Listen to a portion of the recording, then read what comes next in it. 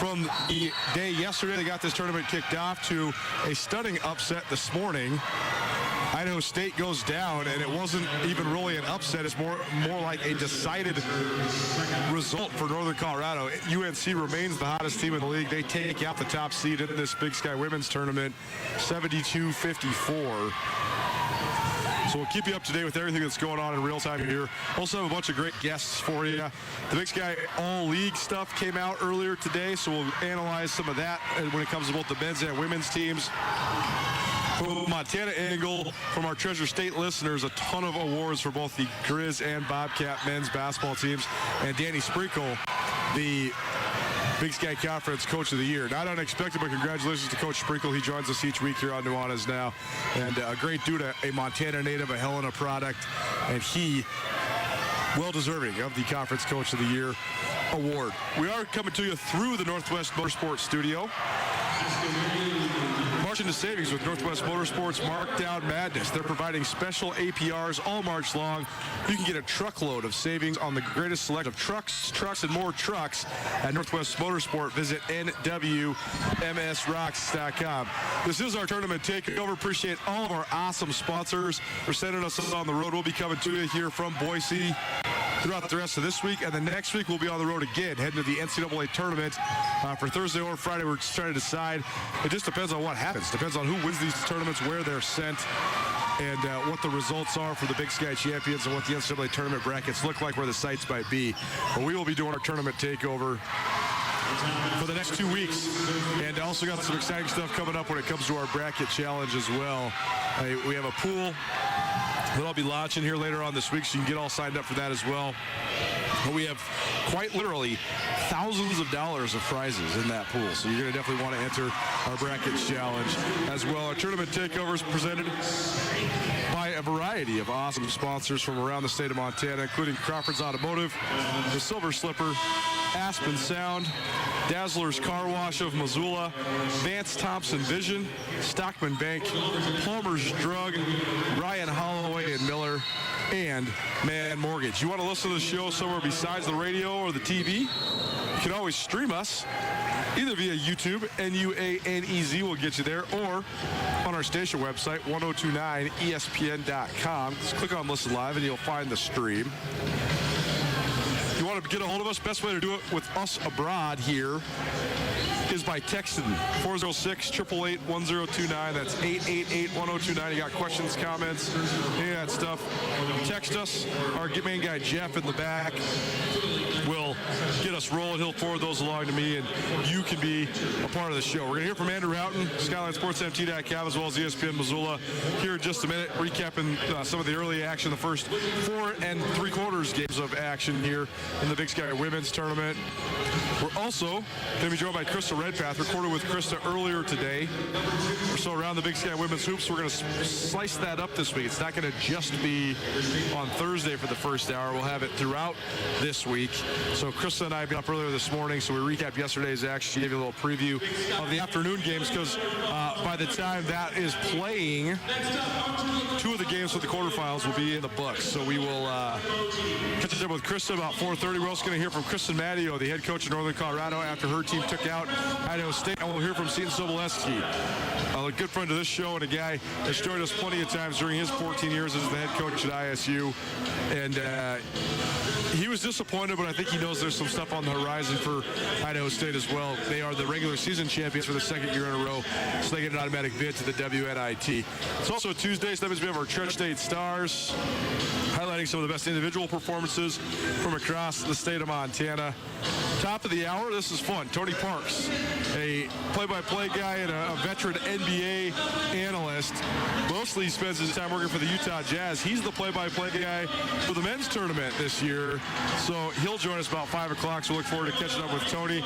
And then we'll get a full rundown of the courtside action of this Lady Grizz game from Voice of the Grizz, Riley Corcoran. He's on the call for this one. And this one's about, by the way, update from the Lady Grizz game, 59-44 NAU leads with 7:39 remaining. So Riley, he'll join us once he gets back up here, gets done doing his post game, and he'll give us a full look inside what went down between Northern Arizona and Montana. Nuanez now, ESPN Radio. That is our show Outlook, presented by Brent Wahlberg and the Wahlberg team. The Wahlberg team is your official realtors of Grizz Athletics. For any of your real estate questions around Montana, give Brent and his team a call today. Tournament Takeover is brought to you in part by Aspen Sound. Cars, boats, and stereos, window tinting, out starts, and more. Visit Aspen Sound in Missoula on Broadway or visit aspensound.com today. Andrew Houghton joins me now, and we're sitting third floor here at Idaho Central Arena. The Big Sky Tournament has 4 3/4 games in the books.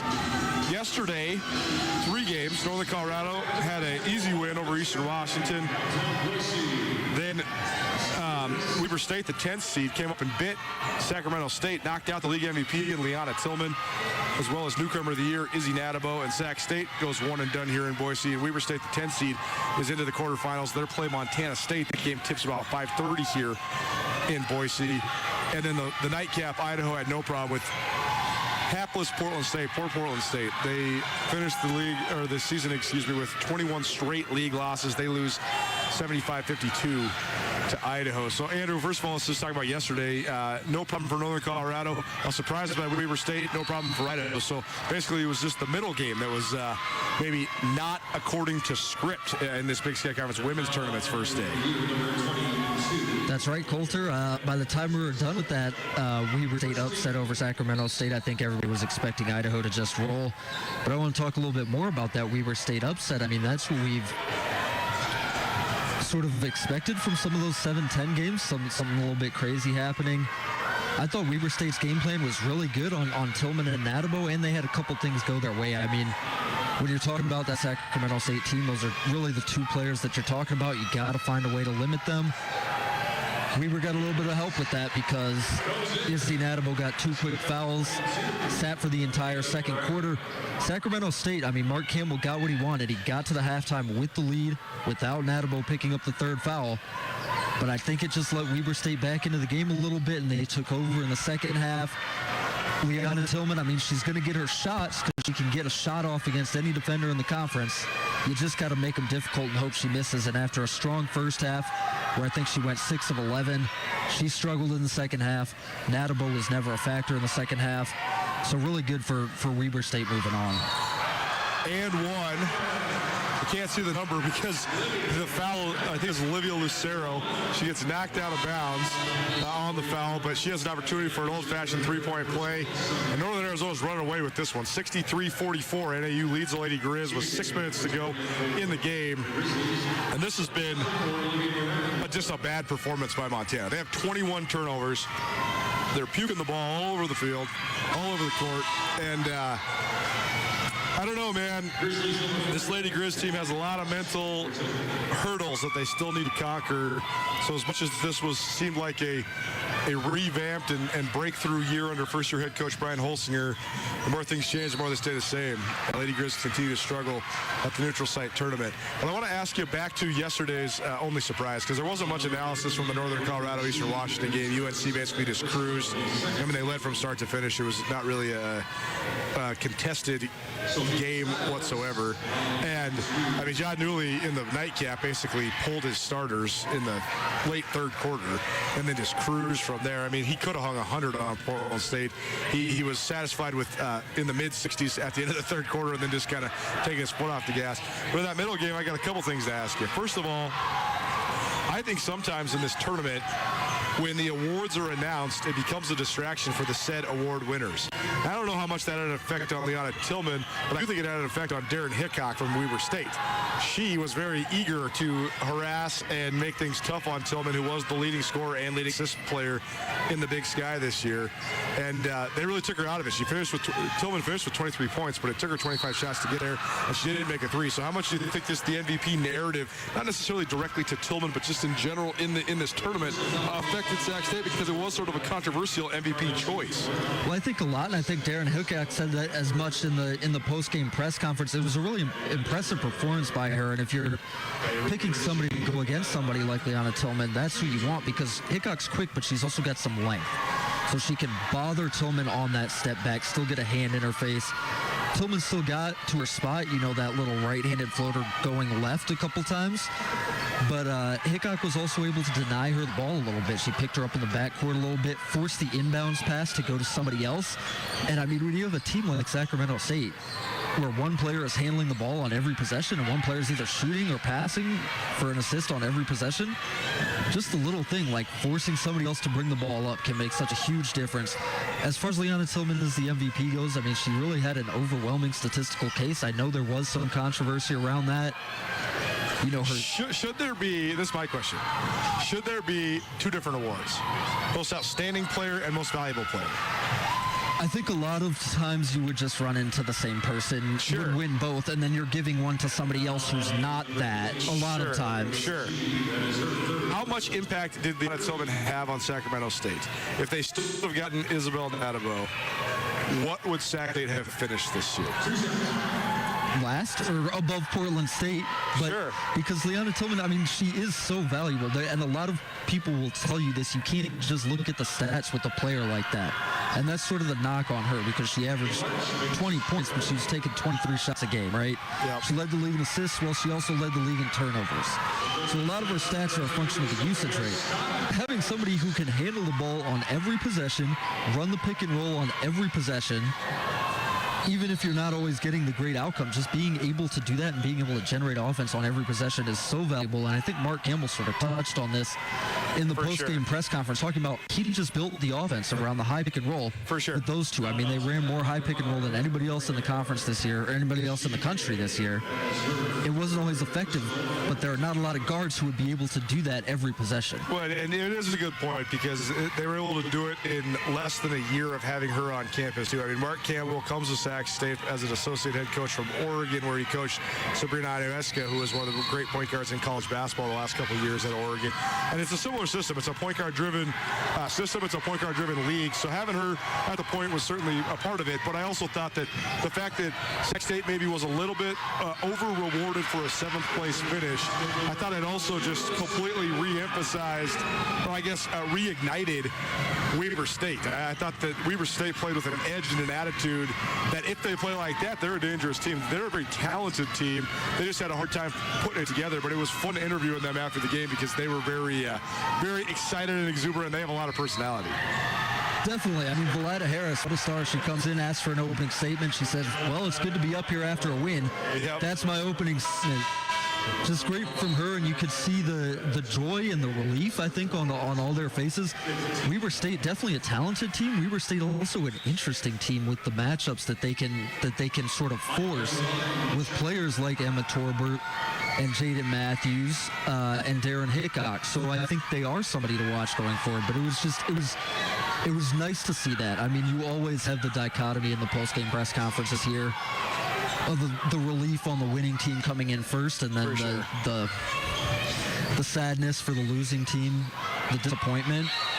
But I don't think it's ever been, as pure a happiness as we've seen from Weber State in a long time. So that was great to see. Nuanez now ESPN Radio, SWX Montana Television. It's our tournament takeover live from Boise, Idaho Central Arena in downtown Boise. Right now, about 4 minutes to go, and the Lady Grizz getting run. Northern Arizona up 69-52 with 4:03 remaining. Lady Grizz have 22 turnovers and counting. They've had a hard time shooting the ball. They've had a hard time taking care of the ball. And as Sophia Stiles misses another runner in the lane, they just have not found any flow whatsoever, and it's just so hard to believe, but also so easy to predict that this Montana team, for all of their talent and all of the progress that they've made in certain ways and getting over the hurdle against Montana State, the rival, after losing 7 straight to them, and going out on top with a great weekend, their final weekend at home, and then winning a game to get a seed in the conference tournament. Those are all accomplishments the Lady Grizzlies deserve credit for, to be sure. But when they get to this neutral site tournaments, they have a really hard time winning. And I was going through the stats the other day, and it's not just here. The fact of the matter is, Lady Grizz have among, if not the best, home court advantages in the Big Sky Conference and anywhere in college basketball. That's a true testament to the faithful that follow Lady Grizz. But this team is now, if this result holds, this Lady Grizz team will be 23-52 away from the city of Missoula, whether you're talking regular season or tournament games. since Robin Sullivan retired. 23-52. That's talking about 1/3 of the time you win, 2/3 of the time you lose. So this team has a lot of problems when they leave Dahlberg Arena, no matter where they're at, no matter where they're playing. It's fun for us to be here, though, and we appreciate all of our awesome sponsors for bringing us here, including Stockman Bank.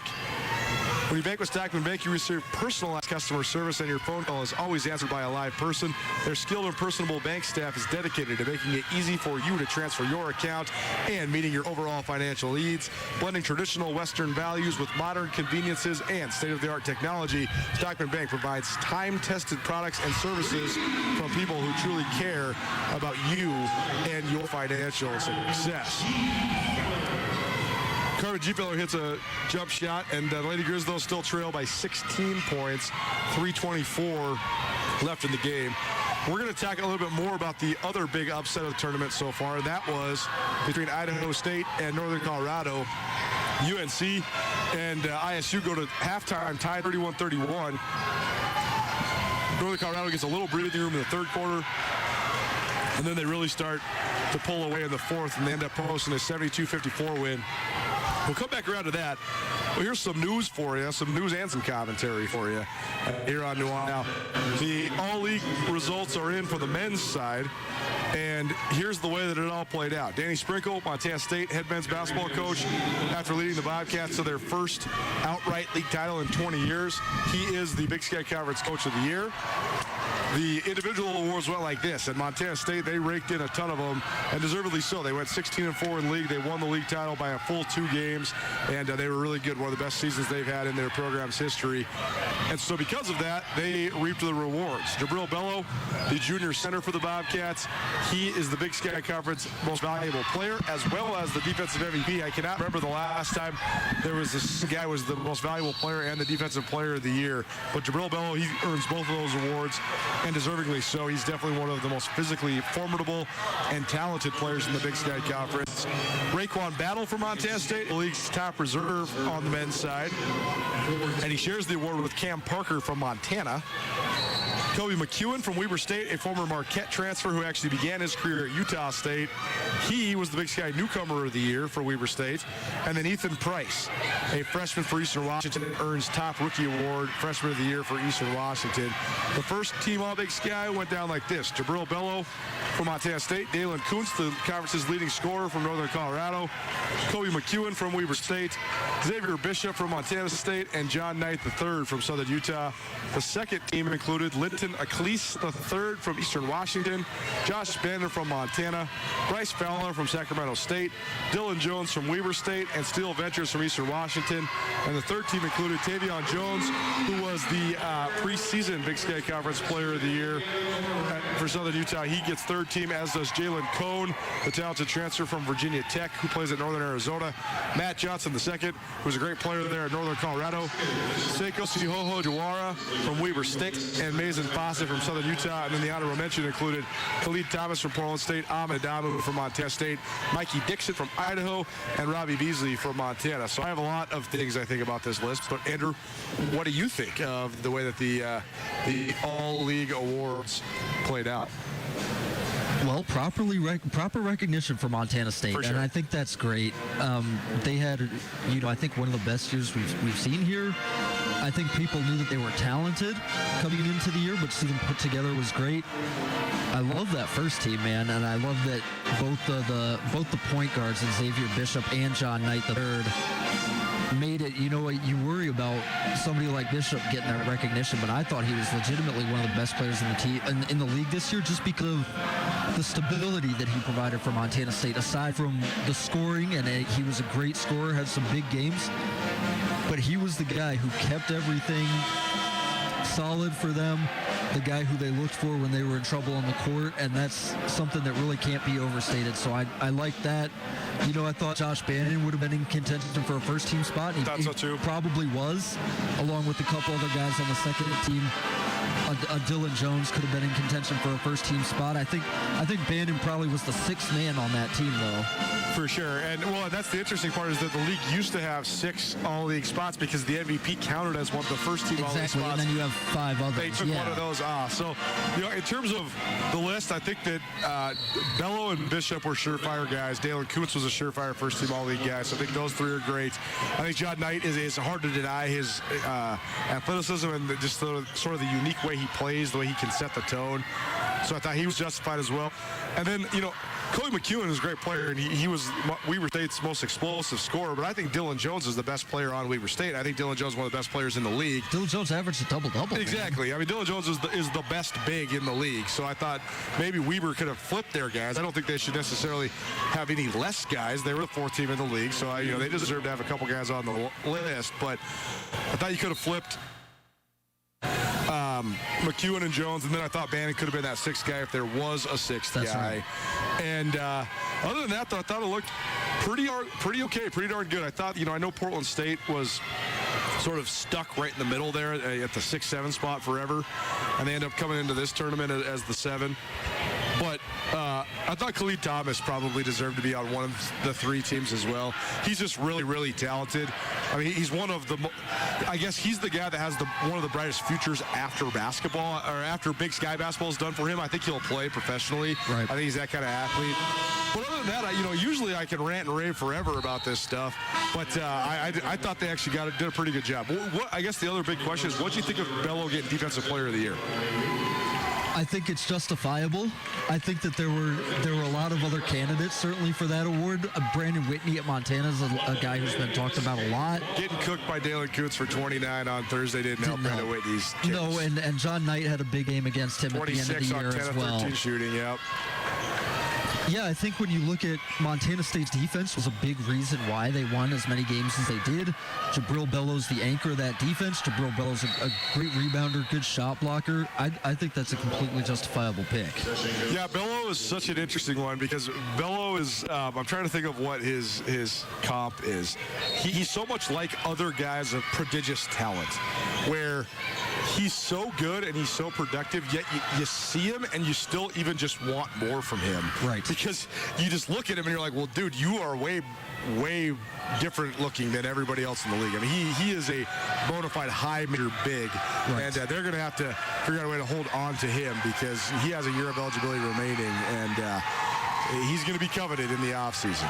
Yeah, and I don't love, the MVP defensive player being the same guy unless it's an absolutely special player and absolutely clearly the best. As you know, I thought Darian White might have been on the women's side this year, but that's another topic for another day. Nuanez now ESPN Radio as well as SWX Montana Television. Andrew Houghton joining me. We are courtside at Idaho Central Arena. Lady Grizz game final, 75-57. The Lady Grizz lose to Northern Arizona. Montana, their postseason struggles continue. They have one postseason win in the last 7 years, and we'll have a full recap of that a little later on. But upcoming next, we'll hear from Krista Redpath around the Big Sky and Women's Hoops, previewing the 2 games from the tournament tonight. And we'll also hear from a couple different subjects involved in the biggest upset of the tournament so far. Northern Colorado taking out the top seed at Idaho State. The Bears did it with pretty good authority to move on to the semifinals of the tournament for the 2nd year in a row. So all that upcoming around the Big Sky Women's Hoops with Krista Redpath. Our tournament takeover continues. This is Nuanez now, courtside in Boise. Keep it right here. It's ESPN Radio. Ready to step up your hair game, but just not quite sure where to go? Well, look no further than Compass Barbershop, a modern barbershop for everyone, where they can help you find a style that's right for you. They offer precision scissor cuts and fades in a unique and inclusive atmosphere. Compass Barbershop has it all, including convenient online booking at compassbarber.com, or you can just stop by any day of the week. You can also check out Compass Barbershop on Facebook or Instagram. Find your way to Compass Barbershop, downtown on the Hip Strip, at the corner of modern and retro. Open your new Stockman Bank account anytime, anywhere with online account opening. Now, you can open an account in minutes on your laptop, tablet, or mobile phone. It's convenient, simple, and secure. Open your new account today at stockmanbank.com. Then add our online and mobile banking services so you can manage your money when, where, and how you want. Stockman Bank, Montana's brand of banking. Member FDIC. What do Missoulians do best? They support their local stores. Come support your local pharmacy at Palmer's Drug. Palmer's Drug is a retail and compounding pharmacy that is the alternative to big box chain pharmacies. You can expect short wait times, free medication shipping, and friendly service at Palmer's Drug. Located at 918 Southwest Higgins in Missoula, Palmer's Drug is the most convenient way to get your prescriptions in the Garden City. Come in and discover how they can serve your pharmacy needs. Who is Automated Living? Nick Anderson, born and raised in Missoula and a UM grad. He's a master of audio, video, and smart integration. Joe Hazel is a Montana native and an expert in security systems and surveillance cameras. And I am Don Verity, building relationships and technology solutions in Western Montana for over 25 years. We have a showroom on North Reserve where you can meet the team and demo the latest audio, video, security, and smart equipment for your home or business. Automated Living, life made easy. If you're listening to ESPN Radio, there's a chance you're in your car, and you should take care of your car with the help of Dazzler's Car Wash and Crawford's Automotive. Or maybe it's time for an upgrade to the sound system at Aspen Sound. During the middle 2 weeks of March, Nuanez Now will be broadcasting live from the Big Sky Conference and NCAA tournaments, thanks in part to the generosity of Dazzler's, Crawford's, and Aspen Sound. Tune in every day from 4 to 6 p.m. as Nuanez Now takes over the tournaments in Boise and Indianapolis. Presented in part by Crawford's Automotive, Dazzler's Car Wash, and Aspen Sound. Like most Montanans, we love a good steak. And because we're the Montana Club, we take the steaks we serve very seriously. We're confident to say that our custom grilled steaks are as good a steak as you're going to get. Now we're proud to add regularly sourced, naturally raised Castle Rock bison ribeye to our selection. And remember, the Montana Club steak entrees include the sides. Come into the Montana Club today for an unrivaled steak experience. The Montana Club on Brooks and North Reserve, Missoula. ESPN Missoula Sports Center.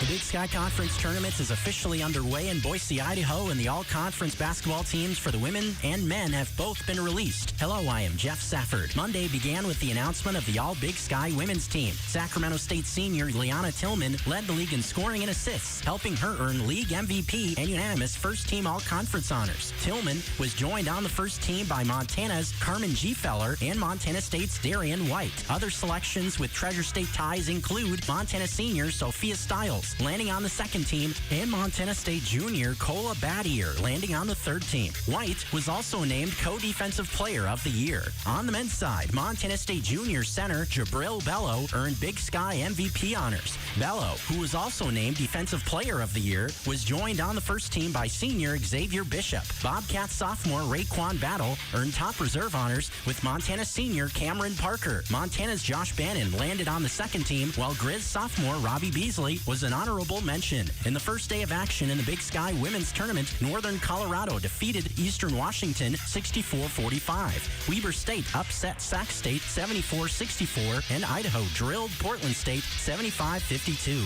UNC plays Idaho State, Weber plays Montana State, and Idaho plays Portland State in today's quarterfinals. For updates, tune in to Nuanez Now. This 102.9 ESPN Missoula Sports Center is brought to you by Aspen Sound.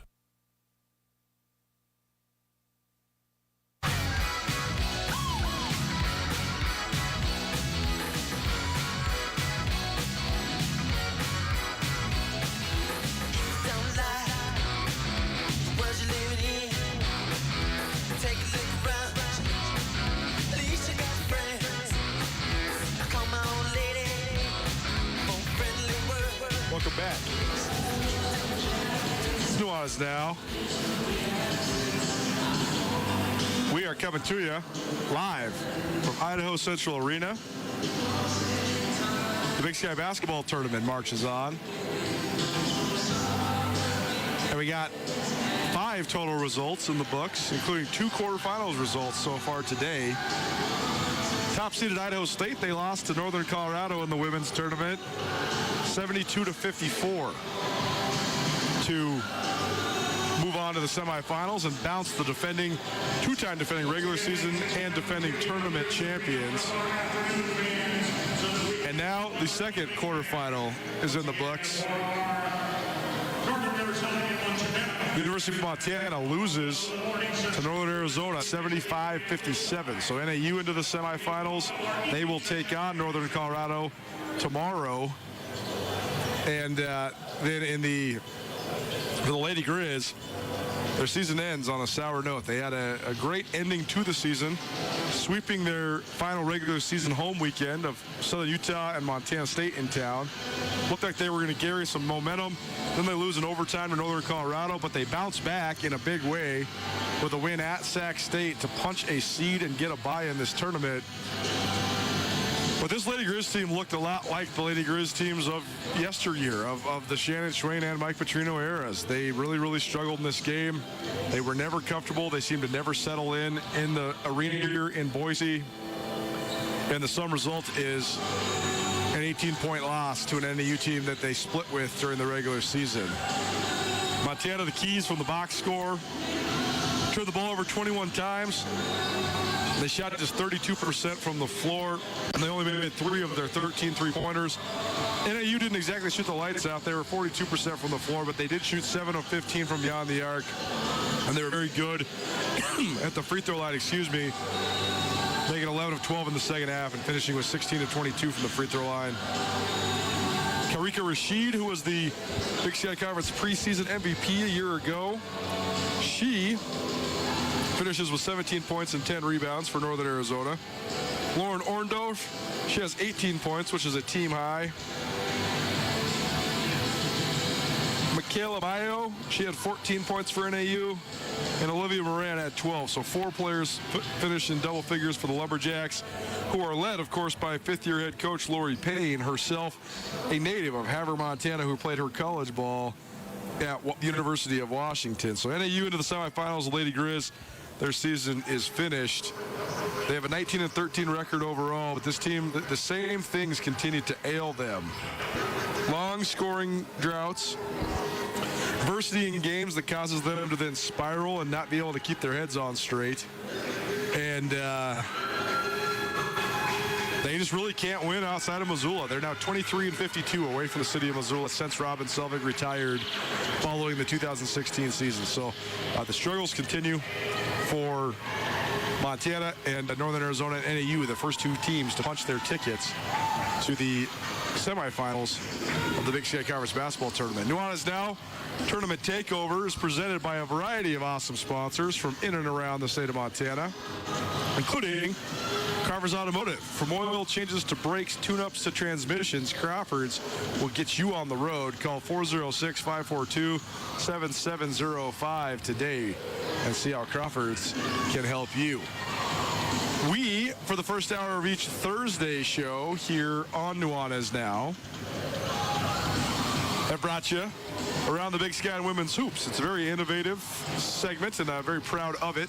Krista Redpath, our Big Sky Conference insider, has been kind enough to join us for a full hour each Thursday. She, by the way, is on the call for all of the ESPN Plus live streams. Her and Jenny Kavanaugh on the call for every single game of this Big Sky Women's Tournament, so you can always check that out. Go check out Krista's great commentary. And her and I, we decided instead of doing one big hour-long deal on Thursday, we are just going to give you Around the Big Sky and Women's Hoops one segment at a time. So we'll just do like little 10-minute hits throughout the week, and we'll recap everything that's going down in the Big Sky Conference Tournament. It's game day. Get ready for action. Fast breaks, slam dunks, buzzer-beating three-pointers, and more. Can you see all the game day excitement? Really? Can you see it? If you wish your vision was clearer, Vance Thompson Vision's world-class team and experienced doctors can help. They use the most advanced technology to provide you with the best possible outcome for your eyes. Request your free laser vision consultation from the premier LASIK and cataract surgeons in Montana. You can visit VanceThompsonVision.com today. Around the Big Sky Women's Hoops with Krista Redpath. Here you go. All sorts of natural sounds for you. We're coming to you almost live from Idaho Central Arena here downtown Boise, Idaho. It's Nuanez now, ESPN Radio. Dive into Around the Big Sky Women's Hoops. You're used to this for the first hour of every Thursday show. We're breaking it up a little bit because we got women's basketball action almost every day this week at the Big Sky Tournament in Boise. Around the Big Sky Women's Hoops this week is presented by Man Mortgage. Man Mortgage is your local hometown mortgage lender. If you're looking to buy or build a new home this year, refinance to a lower rate, or use your home equity for an exciting new project, make sure to call Man Mortgage, a family-owned Montana company. Man Mortgage has been serving Montana's communities statewide since 1989. Man Mortgage, tried, trusted, and proven. Here with Krista Redpath, the color commentator for every single Big Sky Conference game so far. Day one in the books. Krista, how did it go yesterday? Oh, it was incredible, Coulter. It was a lot of fun, good basketball. I think it went as I thought it would go. The Weber State-Sac State game, I wasn't sure. Weber State had beat Sac State both times on the season, but you have the most valuable player and the newcomer of the year on your roster in Leona Tillman, Isel Nadabo. But I think Weber State just played an excellent game, and the nightcap was fun. Idaho just really put on an offensive clinic, and Portland State struggled in that 2-3 zone. But overall, I thought it was a great day of basketball. Your results from yesterday included Northern Colorado posted a 64-45 win over Eastern Washington. Sacramento State upset by Weber State 74-64. The 10 seed moves on to take on Montana State. And then we also had Idaho beating Portland State 75-52. And Montana State, they stumbled down the stretch. They lost their regular season finale at Northern Colorado despite 32 points from Darian White. And the Bobcats were so good during the month of January and February. They had a great winning streak. They got all the way up into league title contention, but they didn't look quite in sync down the stretch. But yet they still have one of the best players in the league in Darian White, and they are a tournament-tried team. So what's sort of the general outlook for Montana State? Because I do think that even though they're the 2 seed, they have nothing to lose. They don't have a lot of pressure coming into this tournament, but they absolutely could be one of the teams that could win it. I think Montana State has all the weapons to put together a tournament run and make something happen behind the play of Darian White that plays both sides of the ball. She can make things happen on the defensive and the offensive end. Coulter, you and I have talked so much about her, and we just think that she is most valuable player material. Despite Leona Tillman getting the MVP, Darian White is that type of a player for her team. Now, I will say this, matching up against Weber State is playing good team basketball behind, Darren Hickok, just athletic, and they're playing really well. So this will be an interesting matchup for them. They're going to have to play well every single game to proceed. Around the Big Sky Women's Hoops with Krista Redpath this week, presented by Man Mortgage. Man Mortgage, tried, trusted, and proven. Let's talk about this Weber State team, because I've liked Weber State since I saw them in Missoula and in Bozeman earlier this year. I think that Valeda Harris has a different style than anybody in the league. She has an attitude, and she wants her team to play with an attitude, and I love it. I think it's so fun to watch. I was telling my brother when we were just debriefing last night that I'd never actually covered a Valeda Harris game in which she had won. All the times I'd ever interviewed her or had her at this tournament, it was always after a loss. And so those are always weird press conferences. They're always different. She was so fun in the post-game press conference last night. You could tell she was just being herself, and she's just a totally different character than a lot of the coaches in the league.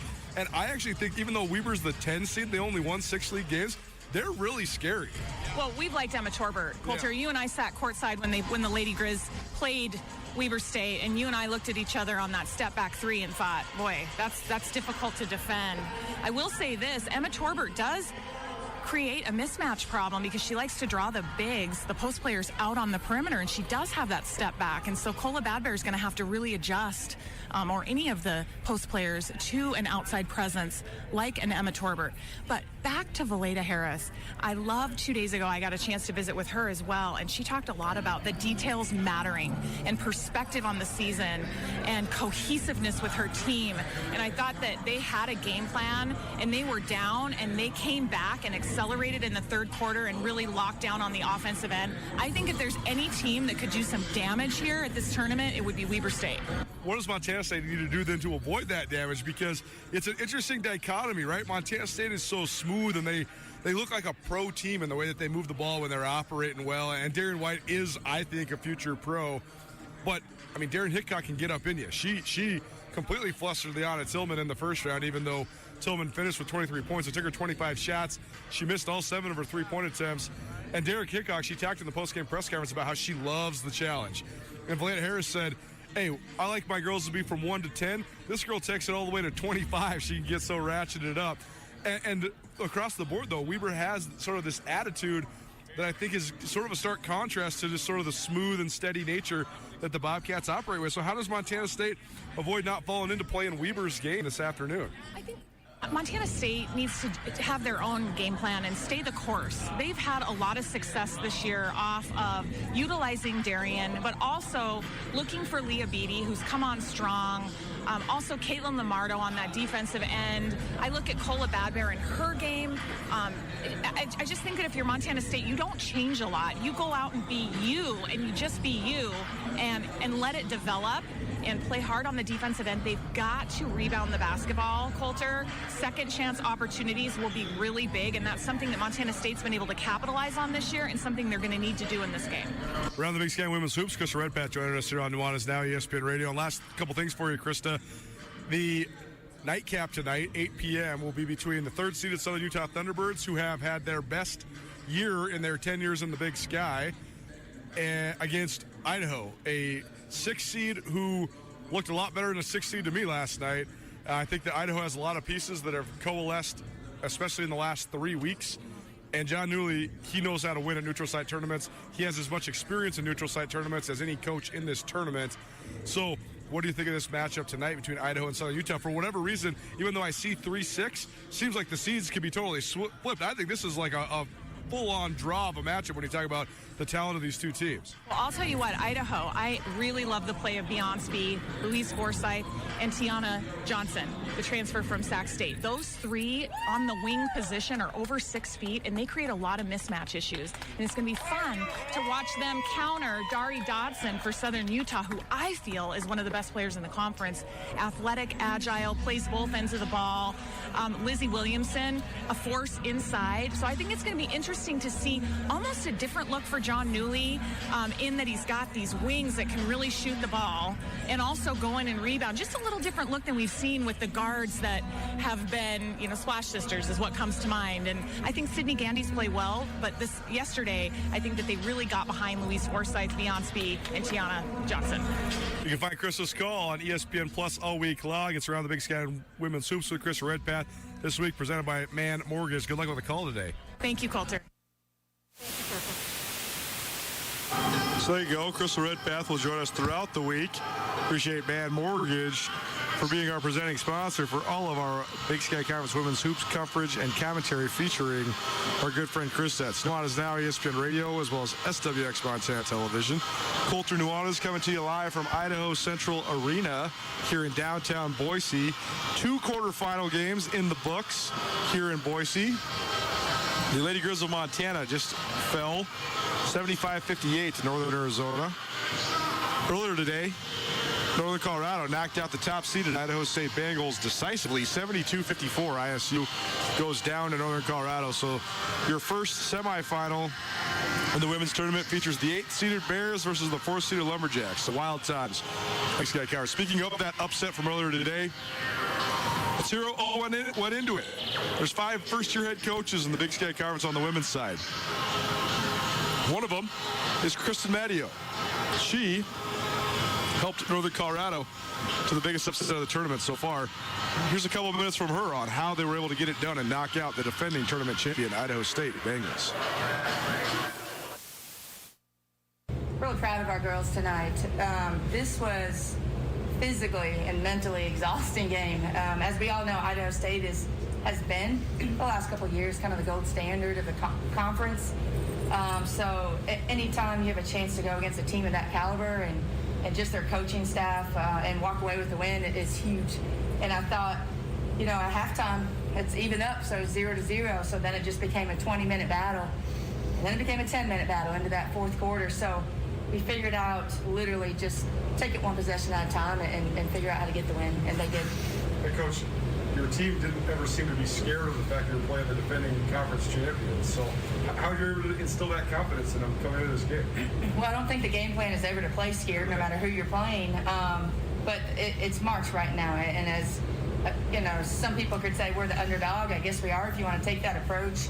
I don't feel that way about these girls. I don't think they feel the same way either. I feel like they know there's an opportunity just like the next team, and we've just done a great job of seizing the moment that we have right now.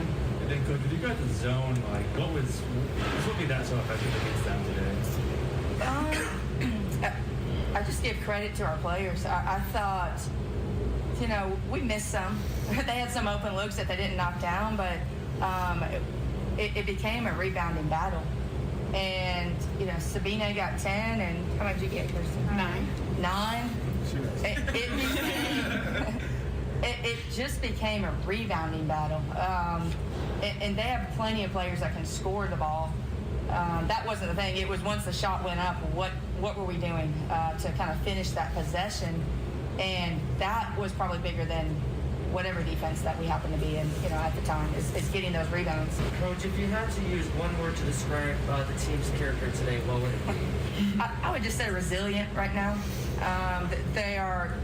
We've been in a lot of these moments, unfortunately. I wish I could say we've had a lot of 20-point wins this season, but we haven't had that. We've been actually in these dogfights all season long, so it really feels the same outside of we're just on a little bit different stage in a different arena right now.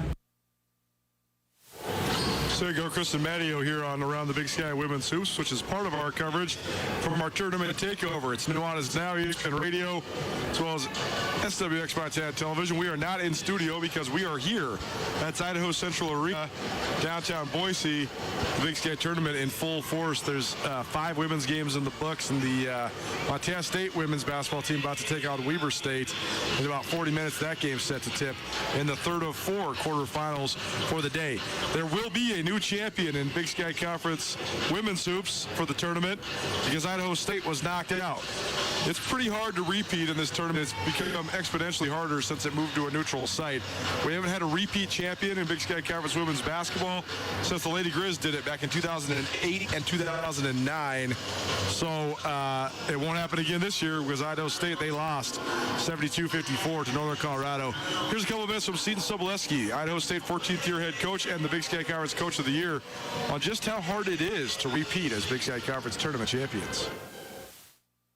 They did a great job. They hit shots and they played really hard, and they've got some tremendous momentum going on right now for them, especially consider the games going into the conference tournament. And they're really, the situation they're in right now and the way their team is built, they're built to have some success in this situation. They've got an older team. I think they've got one freshman on the roster, and Sementhal's a sophomore, and someone else is a sophomore, but everyone else is juniors and seniors. They didn't have a great regular season. They had a great finish to the regular season, but they didn't have a great regular season, and so there's no pressure on them. They're an older group. I think the zone really helps them in a conference tournament setting like this. The zone is a good zone, and they're well coached. They're well coached. They've got a situation that you don't want to play them right now. I think them and Idaho. I think Idaho's playing really well right now. Those are two teams you don't want to play in a situation like this. And I thought we had a great year, and we are limping to the finish line here. It's been tough last couple weeks, but we're getting there. We're getting there, and we still got one more game left at least. We'll be an automatic qualifier in the WNIT. And so we've got to rally here and see if we can get together before that game. Coach Nuanez, Scott on Sports Season. We talked throughout the year about the quest for the second title. I don't think anybody's repeated at this tournament for like 13 or 14 years. So just how tough is it, man? What were some of the challenges you guys went through with this quest for a second straight tournament title? It's really hard, and you can even go further back than just this tournament. To be back-to-back regular season champions is really hard. You have to stay very consistent for a 2-month span, over 2-month span, and people are giving you their best game every night. You have the target on your back. They want to knock you off, and we had some really tough and interesting games in Reed Gym this year where people just gave us their all. I mean, Portland State gave us a heck of a game in Reed Gym towards the end of the year, and it's a really hard thing to do, just to be back-to-back regular season champions. You don't see that happening a lot. And then to win, a conference tournament back-to-back, you've got to be something that's really, really special. I think we have a special team. I think we have a really good team. But you have teams like Northern Colorado or talented teams that are really playing free in no-pressure situations right now that are going to play really well. And it's going to be tough. It's tough to win this thing back-to-back. I know that they've missed you this season. Just wondering, in game today, as you're seeing kind of what she's able to do, how are you trying to adjust to that? And I guess what wasn't working about that? Well, you don't get to vote for yourself for conference coach of the year. You can't vote for any of your players. You're not allowed to for players of the year. And when it came down to voting for conference coach of the year, that was a tough decision. I thought Mark did a great job at Sac State, with the people he had. But she was a difficult one to say no to. She's done one of the best coaching jobs down the stretch here, and they're smart. And so what I'm getting at is you front Harden and try to give lob help. Well, they empty the weak side and take threes on the weak side, or they empty out your help side. They did something similar to that against Montana State in their last game, where they would flare screen the weak side and get the ball to threes on the weak side of the floor. And so they knew how to counter any way we wanted to defend the post. And they're smart. They have a really good weapon in Harden, and they know how to use her. And then if you want to play behind her, she's got great footwork. She knows how to score with her right hand, left hand. She knows how to make moves. So you can't play behind her and just play one-on-one. And then if you double team the post, your doubler better be big and tall, and she's a willing passer out of the post. So they're just smart, and they're a well-prepared team. They counter things you want to do well, and like I said, they have the makeup to have a really good conference tournament run here. So great analysis there by Seton Sobolewski, 14th-year head coach for Idaho State, one of the best in the Big Sky Conference, and actually the Big Sky Conference Coach of the Year this year. But great praise from him to Kristen Matteo, who's doing a great job in Northern Colorado, and she's got her team into the semifinals in her first season at the helm. It's Nuanez now, ESPN Radio, SWX Montana Television.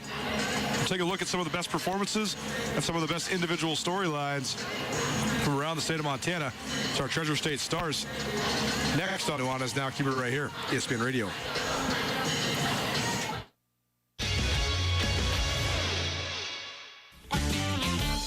Hey there, Colter Nuanez from Nuanez Now, 102.9 ESPN Missoula. Here with Tom. Window tinting is at an all-time high demand. So, Tom, how do people get a hold of you to get their car on the books at Aspen Sound? Colter, well, at this time of year, we stay pretty busy with the window tints. So make sure just to give us a buzz, and we'll get you on the books. With the warm weather right around the corner, it's good to get in early rather than late. Aspen Sound, located at 1300 West Broadway in Missoula. Feel the music at Aspen Sound. Part of the glory of building a business comes from leaving a legacy to ensure your business continues thriving into the future. Have you asked yourself lately, what is your plan? Forming a personalized business succession plan is essential to know the passion you put into your business will carry on. Nick Tabor at Westpac Wealth is here to help you navigate all your business succession and retirement planning needs. Give Nick a call at 728-6699 and keep the spirit of possibility vibrant while making your future more tax efficient with a personalized business succession and retirement plan for you.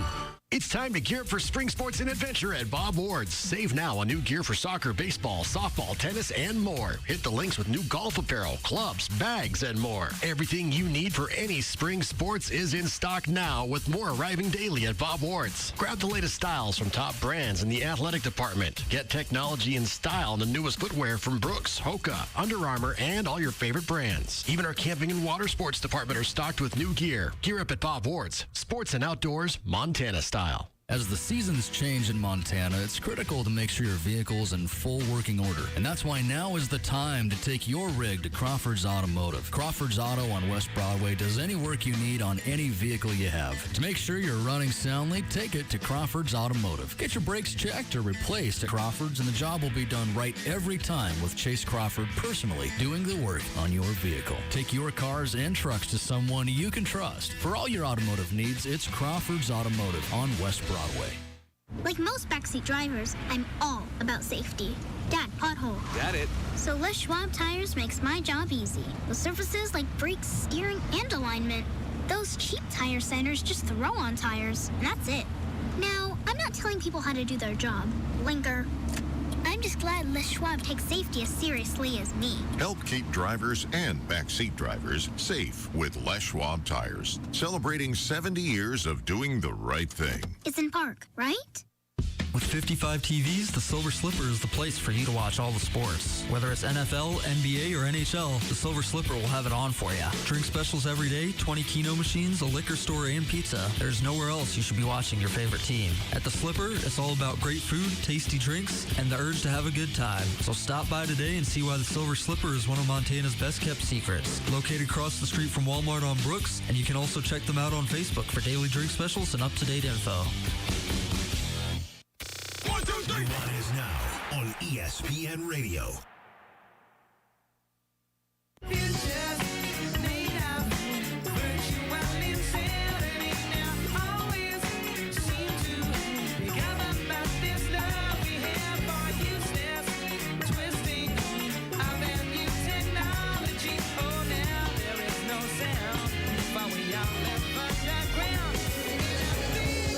What's up, Montana? Welcome back. Nuanez now ESPN Radio as well as SWX Montana Television. If you don't see me on TV, it's because I'm not there.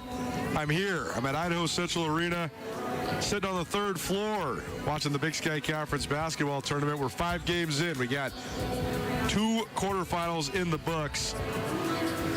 A couple more minutes here of hour number 1. Then we got Tony Parks coming up with us. He is the play-by-play guy for the men's tournament, which gets underway tomorrow. Very excited to have Tony join us. But here's a quick rundown of what's gone down this morning. Big upset. Northern Colorado takes out the top seed, Idaho State, 72-54. So the Bengals will not repeat as Big Sky Conference tournament champions. And the streak of non-repeats continues. It's been since 2008-2009 that a women's team repeated in this tournament. So it's a tough task, especially since it's moved to a neutral site. And the Northern Colorado into the semifinals. The second result from today, Northern Arizona takes down Lady Grizz. The Lumberjacks blast their way to a 75-57 victory. They forced 21 Lady Grizz turnovers and held the Montana squad to 33% shooting. So Lady Grizz, their postseason struggles continue. They have just one postseason win since Robin Selvig retired back in 2016. So still an uphill battle when it comes to the postseason for the University of Montana women's basketball team.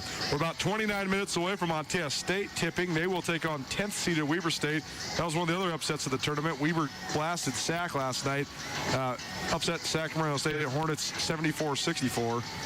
And the Wildcats take some momentum into this matchup with Montana State, the second seeded Bobcats.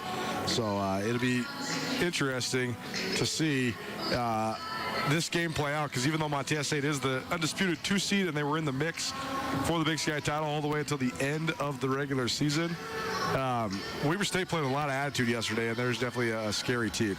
Let's dive into our Treasure State Stars, presented by Parkside Credit Union. No matter where you're at in Montana, no matter what kind of loan you need, Parkside Credit Union is an awesome place to get financing for anything, because Parkside Credit Union loves to say yes. Treasure State Stars highlight some of the best individual performances from around the state of Montana by Montanans for Montanans. Treasure State Star number 1, we're going to talk about just a few of the outstanding basketball teams from over the weekend. The divisional tournaments played out. So specifically, let's look at some of the outstanding Class AA teams. The Billings West Girls have been one of the best teams in AA for the duration of the season, and they cruise through the Eastern AA tournament. They take the top seed out of the East into the AA tournament in Billings this last weekend. So the Billings West Girls certified state championship contenders, as are the Missoula Hellgate girls. They're our Treasure State Star number 2. Alex Colville had 17 points to lead Hellgate to a Western AA divisional title game victory, and Hellgate, the regular season Western AA champions and number 1 seed out of the West, they take that 1 seed into the state tournament as well. So Hellgate, a team that has a lot cooking, a lot on the line, a good build build and rebuild by Rob and Brady Henthorne, the co-head coaches there. They invested in young talent early on, and they've been riding that young talent. So now they are juniors and seniors, and so they are a team that certainly is among the favorites in the AA tournament on the girls' side. On the boys' side, how about the Helena Capital boys? They were basically the number one team in the state from stem to stern. Braden Cook, one of the best players in the state of Montana, and they dispatched the Big Sky Eagles 60-56 in the Western AA Divisional, championship game.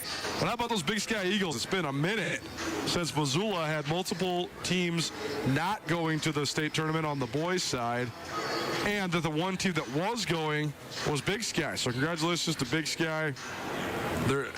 They've done a good job of revamping that thing. They're an athletic team. I think they'll have a chance to compete when it comes to the state tournament in Billings next week.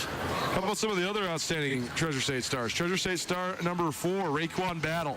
The number 1 play on SportsCenter Saturday night when he hit a basically half-court shot to lift Montana State to a victory over Northern Colorado and put an exclamation point on MSU's first outright Big Sky Conference title in 20 years. Raekwon Battle also earned top reserve honors for the league champion Bobcats earlier this week. He shared those honors with Treasure State star number 5, Cameron Parker, senior point guard for the Grizz, and one of the best 6 men in the league. Parker's played a key role for Montana as they are now knocking on the door of yet another 20-win season. Treasure State star number 6, Jabril Bello. We buried the lead here. He probably should have been Treasure State star number 1 because he is the Big Sky Conference MVP and the Big Sky Conference Defensive Player of the Year. And I can't remember in my 16 years covering the league the last time there was a guy that swept those 2 awards, the Big Sky MVP and the Big Sky Defensive Player of the Year. So Jabril Bello, certainly well-deserving.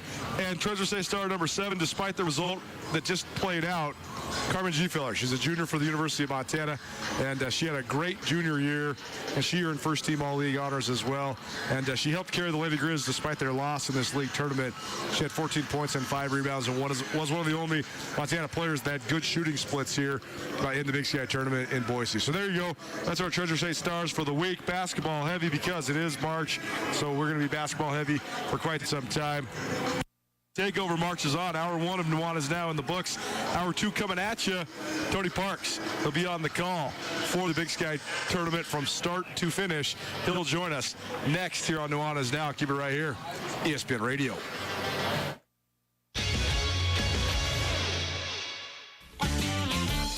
Hey there, Colter Nuanez from Nuanez Now, 102.9 ESPN Missoula. Here with Tom. Window tinting is at an all-time high demand. So, Tom, how do people get a hold of you to get their car on the books at Aspen Sound? Coulter, well, at this time of year, we stay pretty busy with the window tints, so make sure just to give us a buzz, and we'll get you on the books. With the warm weather right around the corner, it's good to get in early rather than late.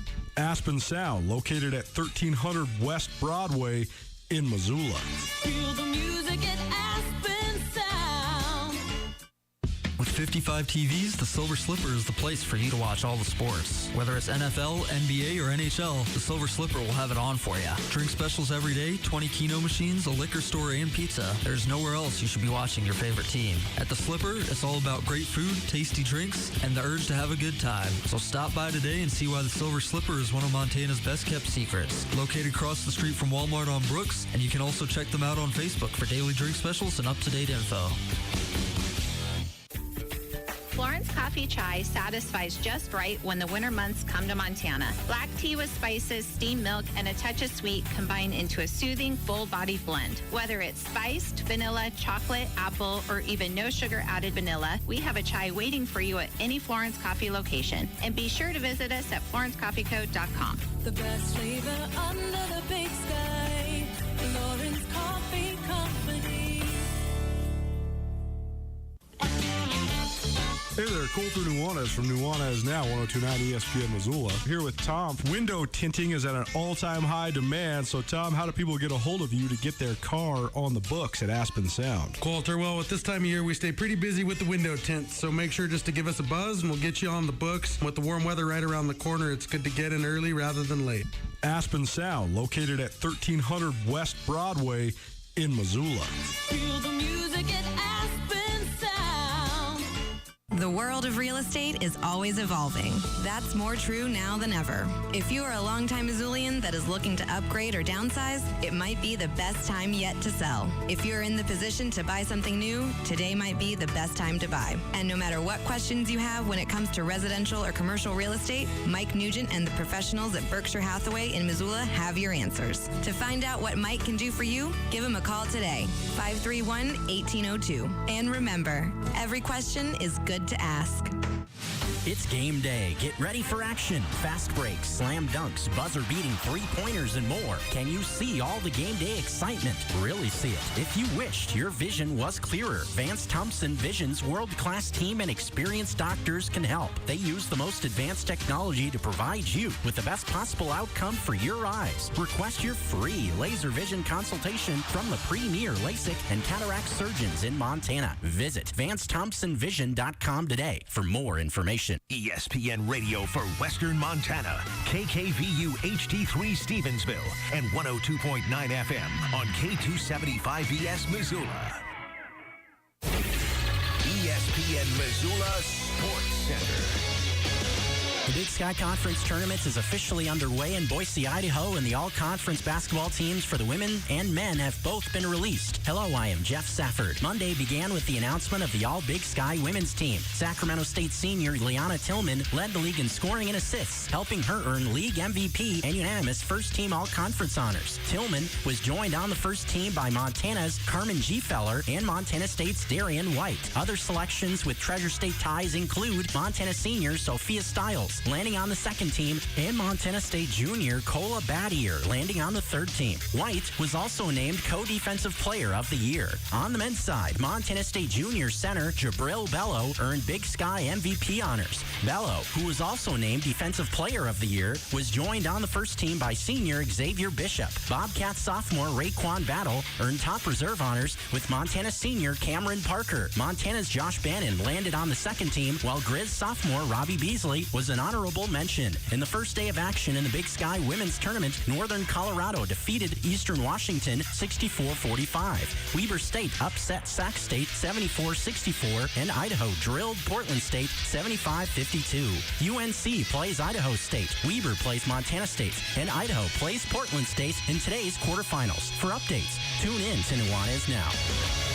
This ESPN Missoula Sports Center is brought to you by Selway Armory.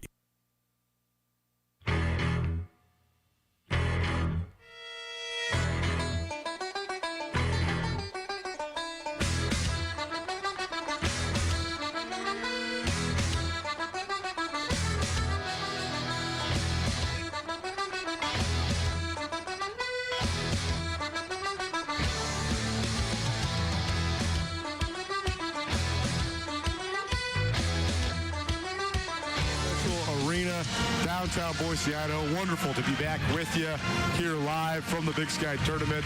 We've had the distinct pleasure of working in partnership with the Big Sky Conference for the last 8 years at Skyline Sports, and now had the great pleasure of doing this show from this arena for the last 4 years here in Boise. So appreciate you being here with us. If you missed anything in the first hour of the show, we gave you all the updates on what's going down in the women's tournament. A couple surprising results. Not surprising that the Lady Grizz lost in their opening game of the Big Sky Tournament, because that's sort of become a trend. But the way that they did it, they turned the ball over 21 times, only shot 32%, and Northern Arizona runs away with it 75-57. So two teams into the Big Sky semifinals on the women's side, including Northern Colorado, who knocked off the top seed Idaho State earlier today, 72-54. Little trouble in the second half for Northern Colorado in that contest, and the Bengals, they are out of this tournament. We're about 18 minutes away. You probably just heard the Montana State fight song, because the Bobcat women, the second seed of the Big Sky Tournament, they will take on the 10th seed of Weber State Wildcats here in about 18 minutes. You can find everything in the first hour of today's show, whether it's Krista Redpath around the Big Sky Women's Hoops, or Andrew Houghton from SkylineSportsMT.com, or our Treasure State Stars on the Nuanez Now podcast, probably presented by the Advocates as well as by Sportsbet Montana. You want to be a part of the show, you want to get a hold of us, 406-888-1029 is the easiest way to do it. And we'll keep you up to date as our tournament takeover continues. Appreciate everybody for sending us down. Your tournament takeover presented in part by Paul Ryan and Ryan Holloway and Miller. Paul Ryan's a name that's been synonymous with law around the city of Missoula for decades. From auto accidents to medical malpractice to wrongful deaths and any criminal defense. Now Paul's firm, which has expanded to Ryan Holloway and Miller, should be your first call. Ryan Holloway and Miller, your Montana attorneys. Happy now to be joined at my perch with a guy who I just met last night, but kind enough to join us for the first time around Nuanez. Now he's Tony Parks. He'll be on the call for all of the ESPN Plus live streams for the duration of the men's tournaments. What's up, my man? Thanks so much for being here. Thanks for having me. This is fantastic, man. I love the great state of Montana. Spent a lot of time up there in my younger years and always enjoyed it. And so more than happy to come on. 406, I'm no stranger to that place. That's for dang sure. Oh, gotta love it. Glacier is still the most beautiful place I've ever seen in my life. No doubt. And I love the rivalry. I love everything about You were telling stories last night about going to Weber State games, and but how you had sort of an affinity for the Grizz early on, back right? then, I had a number of family members and friends who lived around there and were big fans, and so I'd go up to the state of Montana in the summer. Great Falls is where I actually spent most of my time there. Yeah, Taco Treat, Good Time Charlie's, whatever. So good times up there. We had so much fun. Mitchell Pool, you name it, we were there. And so we would go up there and we'd have a great time, and they were big like Grizzly fans and stuff, and I didn't have like a 1AA at the time football team or anything, so I connected with them. They became Michigan fans. I was like, we kind of like traded off our favorite teams there, and then just kind of hung on to it for a while. And so Montana, when they beat Nevada in the NCAA tournament, I was in Salt Lake City. Back in 2006. Yeah, oh my gosh. And then we would go up like every other year and watch them at Weber State. Had some great games, classic moments.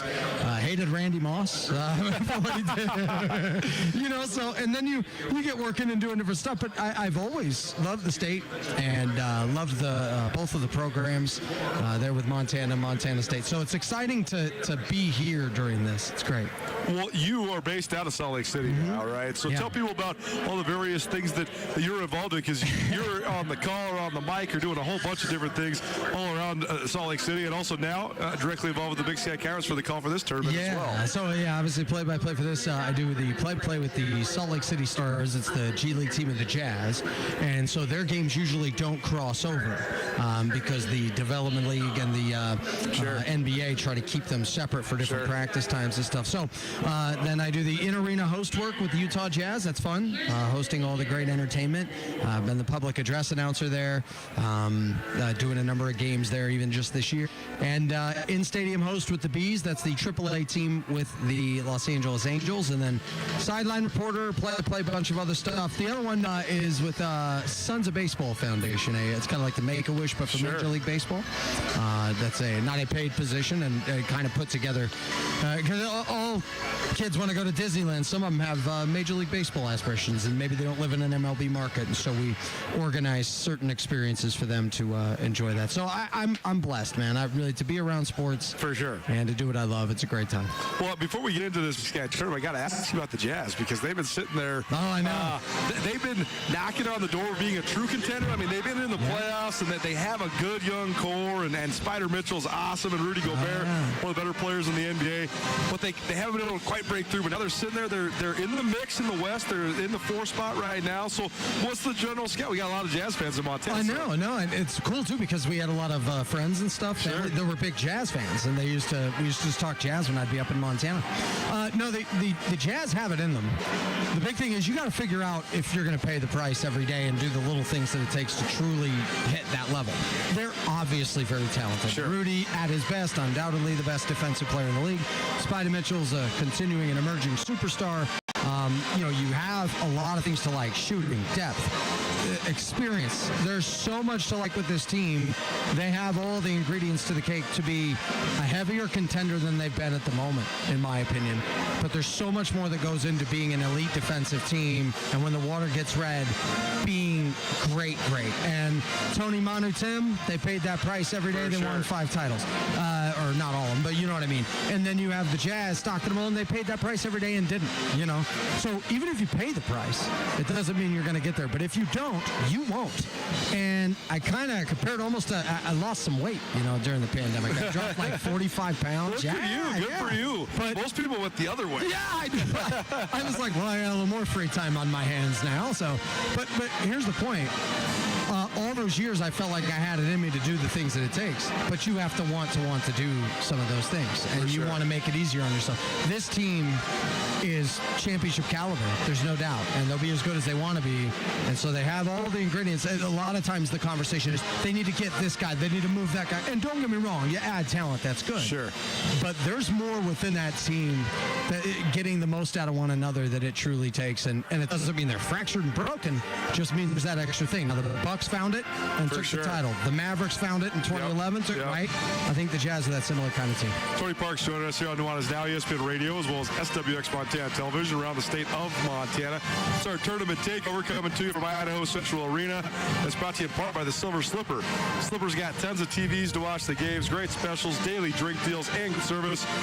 Only at the Silver Slipper across from Walmart on Highway 93 in Missoula. You mentioned Tim Duncan, Manu Ginobili, and Tony Parker. And it's interesting because the men's tournament's going to start tomorrow, but we won't see the top seeds until Thursday. But Montana State has had a historic year, a windfall year, one of the great years in Bobcat men's basketball history. It's funny, I'm writing a story on the three British guys for the Montana State men's basketball team. Jabril Bello, Amin Adamu, and Great Osabar. They're all from the United Kingdom. And the tie that binds is Chris Haslam, the associate head coach for Danny Sprinkle. He used to be the UK national team there in Great Britain. But it reminded me because Zach Claus from Idaho, he said that he thinks Amin Adamu is the Manu Ginobili of the Big Sky Conference. And I thought that was a great comparison. But when we dive into this men's tournament for Big Sky Hoops, we're going to have 3 games tomorrow, and I do think that's a pretty wide open tournament. Oh, I do. But I think that the number one storyline is the fact that the Bobcats had their best year in 20 years. So I know you've been diving into the scout on all of these things. What have you thought in your time analyzing MSU? What's made them so good? I love that team. I mean, they compete. They play incredibly hard. It's very obvious that their coaching staff has great depth in the scouting reports, and they go out and execute it. That game they had at Weber State this year was one of the most impressive. They competed like crazy. They took the will right out of them. They grinded them right down to the ground, and they made it look a lot easier than it should have looked. At their best, they are the best, and they've shown that through what is the regular season. And you all know, though, 40 minutes is all it takes to not be at your best, and you're out. So that's what makes this a fragile situation. I mean, that team with Bello and his story is remarkable. I mean, to break both knees, right, at different times and to do it at such a young age.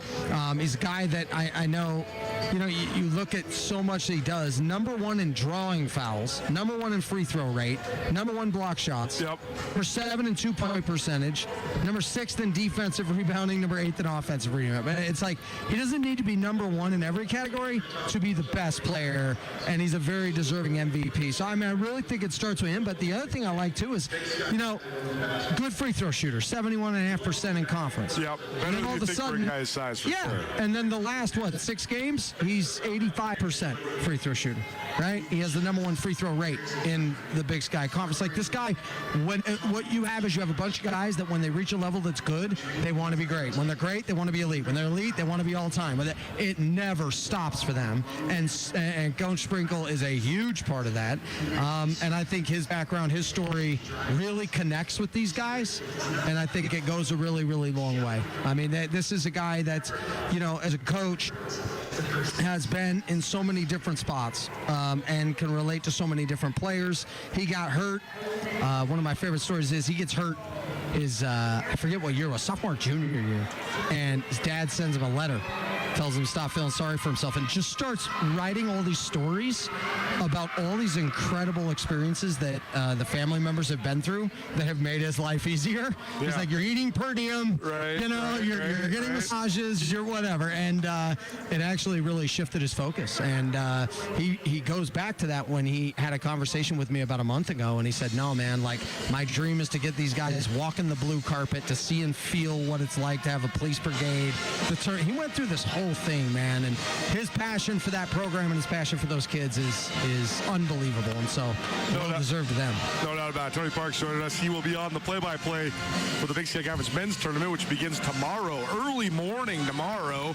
Tease for tomorrow as well. I will be on ESPN Plus for half an hour before the tournament day begins. So tomorrow I'll be up there at 9 o'clock, and then we'll be back to the more traditional schedule, 11:30 on Thursday. So very much look forward to that. Appreciate Mary Lou's Cook for joining me and for inviting me on for the pregame coverage.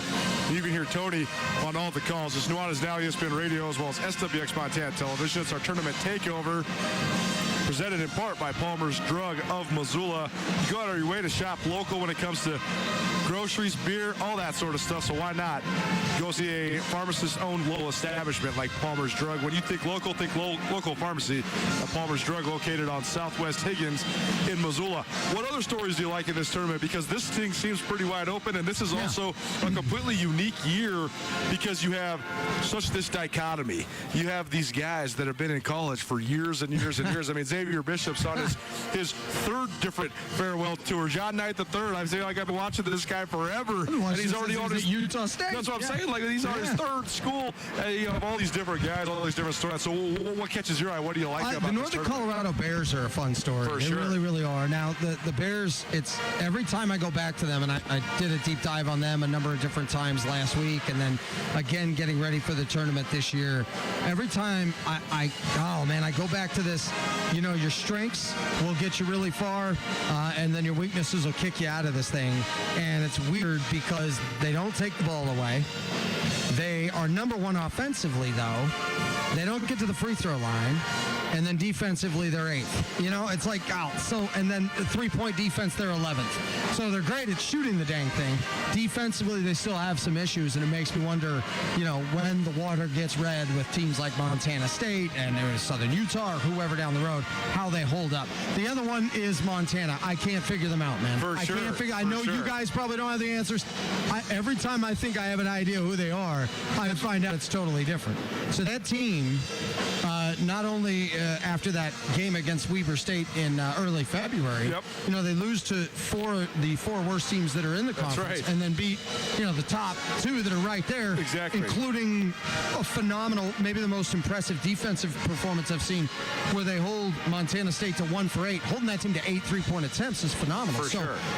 That one right there with Montana State's path, if you will. Remember, the 4-5, you don't wait to find out who you're playing. You know who you're playing for a while.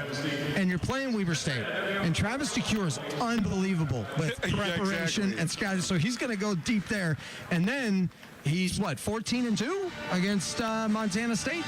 And he showed that when it looked like things weren't looking good for them and Montana State was on the up, he pulls off the win like he did a few weeks ago. So, the matchups are unique. I think it's cool that this conference doesn't just, everybody loves to be like, it's anybody's game. Sure. It really is. Southern Utah is tough. They've come together really well. For sure. And I think Eastern Washington is sneaky good, young. And I think that's the big thing for them. Well, people forget that Eastern Washington is the defending champion in this tournament. Because they have but they don't look like it. They had this mass exodus. The Big Sky MVP and Tanner Groves leaves, along with 7 other rotation players. Shante Leggins, their head coach, he ends up at Pullen.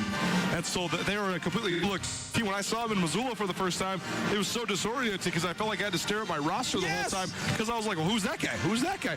Where is he from? Where did he transfer from? Magnuson's the only guy with regular minutes. That's on the only guy. And Steele Ventures was sort of on the team last year, and now he's like the 16-point per game scorer.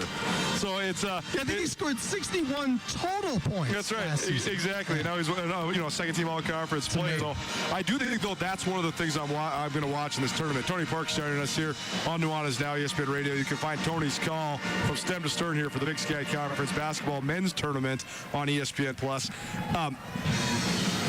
The Big Sky Conference is a fascinating league because of its geographic diversity, which then leads to diversity in roster construction, because you're just going to be able to recruit a different type of kid from a different area, Portland and Sacramento, than you are from Missoula and Bozeman and Pocatello and Cheney.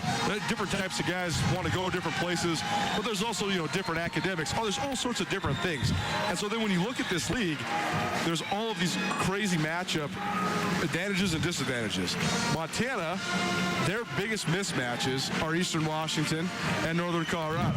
Northern Colorado's biggest mismatch is Montana State. Yep. You know, it's on down the line. Southern Utah's a nightmare matchup for some teams, but the Grizz seem to love playing Southern Utah. Yeah, I can't figure that So one there's out. all sorts of different matchups, but just in terms of the way that the bracket is formed, it seems like actually Montana State, as the top seed, got a pretty tough draw as the number one team, because they're going to probably have to get through first the winner of an Idaho-Sac game that is two teams that have gotten way better since the beginning of the year, and then they'll likely have to play their rival or Weber State, which is no slough, and that's actually a tough matchup for the Cats too. So what do you think of just this overall draw for the Cats and some of these other contenders as well? Well, the overall draw for the Cats, yes. When I looked at it, I thought, my goodness, you're winner of the 4-5, which I it's tough too, because Weber State just has not looked. They've fallen apart down the stretch. They just really have, and you wonder, like, could they get it together? Because I still think they have the star power for sure, and a guy to carry them through those murky situations and kind of equalize a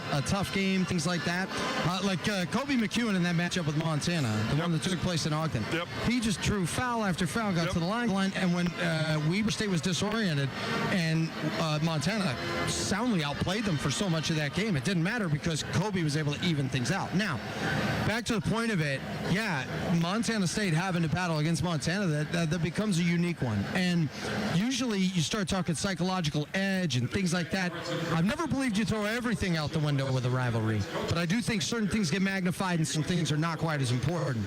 But the way they defended them, now that all the cards are on the table, that is something that has jumped out to me, and I've thought about that a ton. So if Montana's able to beat Weber State and get into that matchup, you're looking at a serious coin flip, edge of your seat, hanging on down to the final moments type of game. And that's I think it's gonna be awesome. Tony Parks joining us here on Nuanez Now ESPN Radio, and your main duties begin early morning tomorrow morning. First game, 9:30.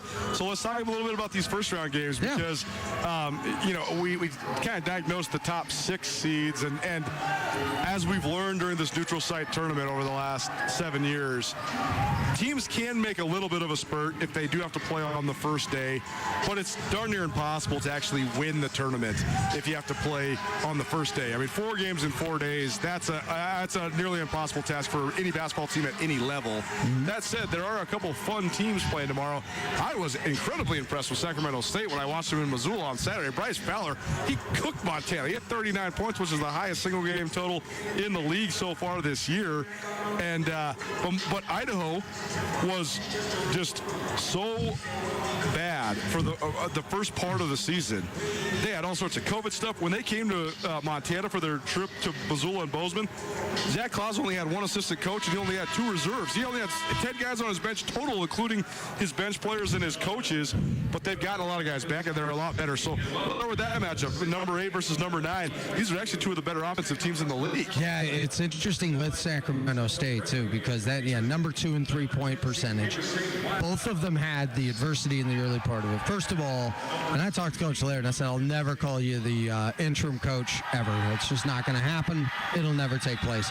But what he's done with that program, staying with it, and then guys like Fowler and Fitzpatrick to have his back the way that they have, it's fun to watch a team grow and emerge, and the way that they've played now at the end of the season is terrific, because it's interesting, the 8-9, you're going, whoa, these 2 teams I think are starting to be on the way up. For Idaho State to have your coach ill and to be out for that long, to have so many different things where you're trying to find an identity as a team. Both of them now found their identity. I love the fact that they come into this tournament with some mo. I love that they come in looking at different situations. So the matchups now become the fun part of this, because Sacramento State, I like them. I really, really like them in their first round matchup, and then met with Idaho State today, and they go up against a Portland State team here that they outplayed. They soundly outplayed them the last time, and they gave that game up.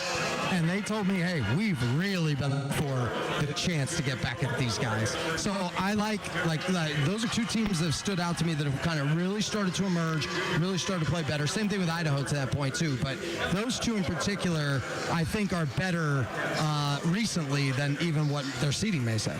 The Big Sky Conference men's tournament gets kicked off tomorrow, 9:30. Tony Parks, the play-by-play guy for ESPN Plus throughout the week. Joining me, Colter Nuanez here. Nuanez now. Idaho versus Sacramento State at 9:30. Idaho State versus Portland State at noon. And Northern Arizona versus Eastern Washington at 2:30. Then you'll have the 2 semifinal games for the women's side as well. The third of the 4 quarterfinals games today about to get underway. Montana State and Weber State. The starting lineups have been announced. The Bobcats, the 2nd seed in this Big Sky Women's Tournament. Weber State, the 10 seed. You are listening to Nuanez now here on ESPN Radio as well as SWX Montana Television, part of our tournament takeover. Any other thoughts before we let you go? Yeah, I think Portland State is crazy fun. I can't wait to watch that. The way they've just said, you know what? We're going to take the dang ball away. We're going to play with speed, and we're going to get after you. Now, the fun part about that is, if you don't know how to handle that, or if you can't settle your way into playing them. Right. So what's fun about, day games, tournament, new arena, new setting, getting settled in, different schedule, stuff like that, they have a chance to punch first. And in any situation, let's say they advance, right? Then you get into a situation where you're playing a team that's their first game and it's not yours. Right. There's an adjustment to them. For sure. And they can get a step on you. So that's a team that I think is sneaky fun to watch. They have they've accepted that they have their detriment. They're like, you know what? We totally get it. They can't play the slow down game. They can't play a methodical offense. They have to try and speed you up. They have to try and get takeaways. But the other weird thing about them too, and this has really jumped out to me for them, is that they had a quality 5-game stretch. They shot 88% from 2. Yeah. And one of the reasons why is they're one of the worst teams at shooting from 3. So they don't shoot the 3 well. They don't defend the 3 well. And then after all of that, they have defensive rebounding issues. But what they can do is they can turn this thing into an intense track meet. And one of the things I saw in one of their games was they harass so well defensively, they make you see ghosts. Yep. And there was a play, I'm trying to figure out who it was, where a guy had the ball paint, was looking for someone to throw it to, and didn't realize he was wide open for a 5-foot leaner. But they make you start second-guessing what you're doing. I'm curious how Portland State carries that into the tournament, and if it takes teams a second to adjust to them. Tony Parks, money in the bank, as was the first jump shot for the Montana State women. Cole Badbear, Billings Senior's finest, strokes a 3-pointer to get things started for the Montana State women. It's our tournament takeover here on Nuanez Now. Thanks so much for being here, man. This was fun. Dude, this was awesome. Anytime. Love it. Always love to talk Big Sky. Always love to talk Montana. Nuanez Now, ESPN Radio will be back at to the Grizz. Riley Corcoran just walked up, so he'll be here to recap the Lady Grizz loss and also talk about some men's hoops. And guess what? Spring ball's rolling for the Grizzlies in Montana as well. We'll get Riley's thoughts on some of the key storylines coming out of Grizz football, too. Keep it right here. ESPN Radio. Help keep Missoula green by recycling your latex paint at Garden City Paint and Glass. Bring in your old latex paint where it will be weighed, packaged, and shipped to the recycling plant for a small fee. While you're there, discover Garden City's exclusive line of eco-friendly products from Dunn Edwards, a company with the only green LEED certified paint manufacturing facility in the world. Come see why Dunn Edwards paints have a legacy and a greener future at Garden City Paint and Glass. Keep the Garden City green, 3217 Brooks. As the seasons change in Montana, it's critical to make sure your vehicle's in full working order. And that's why now is the time to take your rig to Crawford's Automotive. Crawford's Auto on West Broadway does any work you need on any vehicle you have. To make sure you're running soundly, take it to Crawford's Automotive. Get your brakes checked or replaced at Crawford's, and the job will be done right every time with Chase Crawford personally doing the work on your vehicle. Take your cars and trucks to someone you can trust. For all your automotive needs, it's Crawford's Automotive on West Broadway. March into savings with Northwest Motorsports Markdown Madness. We're adjusting prices every day on the largest inventory of diesel trucks, lifted trucks, and adventure-ready SUVs. So check them out at nwmsbox.com. We're bringing special APRs to Montana all March long. That's right, special APRs all month long. Don't let the greatest selection pass you by. Get a truckload of savings on the greatest selection of trucks, and more trucks at Northwest Motorsport. What do Missoulians do best? They support their local stores. Come support your local pharmacy at Palmer's Drug. Palmer's Drug is a retail and compounding pharmacy that is the alternative to big box chain pharmacies. You can expect short wait times, free medication shipping, and friendly service at Palmer's Drug. Located at 918 Southwest Higgins in Missoula, Palmer's Drug is the most convenient way to get your prescriptions in the Garden City. Come in and discover how they can serve your pharmacy needs.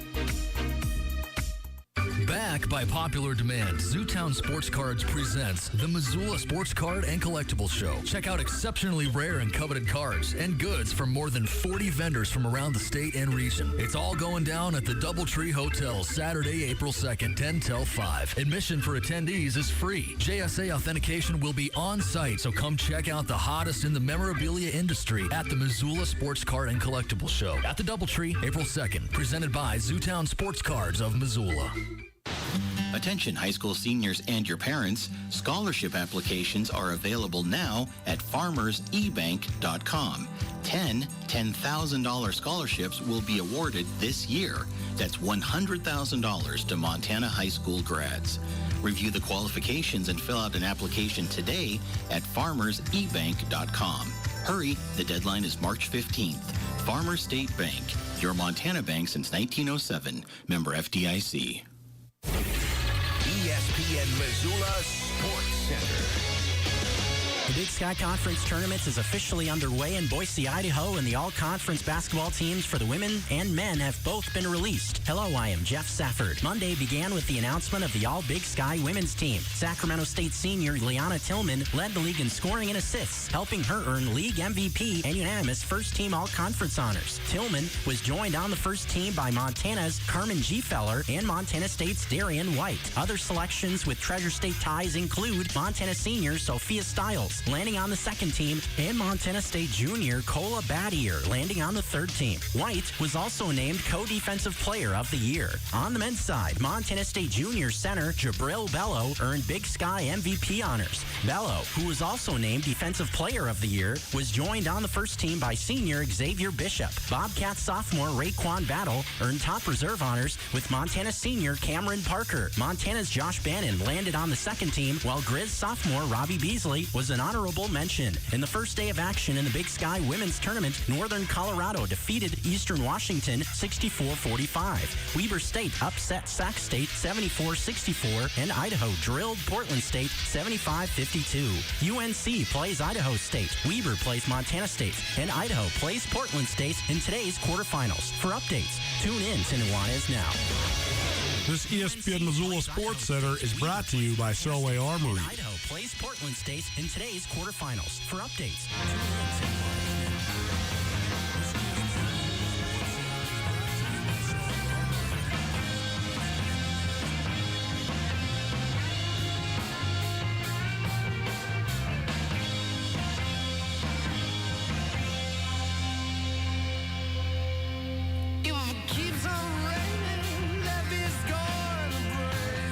Nuanez coming to you from Idaho Central Arena. We're coming to you through the Northwest Motorsports Studio. But we're here courtside at the Big Sky Conference Basketball Tournament. Montana State and Weber State, the second-seeded Bobcat women versus the 10th-seeded Weber State women underway. Some really poor defensive rotations. The first couple possessions of this game by Weber State lead to legitimately the most wide-open two shots I've seen of the tournament. Cola Badbear, Billings Senior's finest, knocks down both of them. But it seems like Weber State locked in a little bit. So early on here, about halfway through the first quarter, MSU leads Weber State 9-8. So we'll keep you updated on this throughout the afternoon and then into tomorrow as well. It's our tournament takeover. Thanks to all of our phenomenal sponsors for helping to get us here to Boise. We'll be taking the show on the road next week as well for the NCAA tournament at a to-be-determined site as well. Tournament takeover brought to you in part by Vance Thompson Vision. Vance Thompson Vision doesn't just offer LASIK surgery for people who aren't good candidates. They also have other cutting-edge options to give them clear vision that they're looking for. Riley Corcoran joins me now, voice of the Grizz here on Nuanez Now. And Riley, you just got off the call for the Lady Grizz game, and I guess it's not, I can't say it's surprising that the Lady Grizz lost because their tournament struggles continue, and also Northern Arizona is a very good team.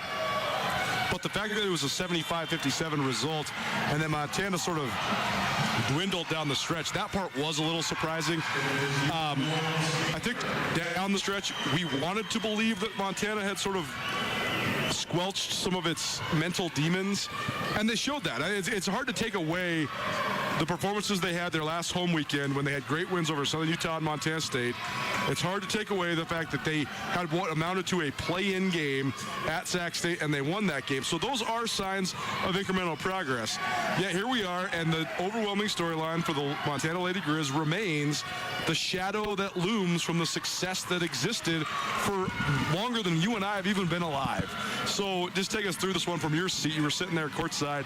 It just not a good offensive performance by Montana. It wasn't, and I think that you could go to a bunch of different reasons offensively why it didn't work out for this team. They've hung their hat defensively all year, and I felt that in the first quarter they kind of had NAU out of rhythm. They couldn't take advantage, and I think that mentally, absolutely, it was still in their heads. And unfortunately, with this senior class, they've been through a lot, right? Sure. But unfortunately, the tournament struggles are still going to be at the forefront, or maybe that extra trying a little bit too hard, and things just and this team kind of, it did unravel a bit today. This was their largest loss of the season. It's their second largest loss ever in a tournament game as well. It just spiraled out of control in the second half.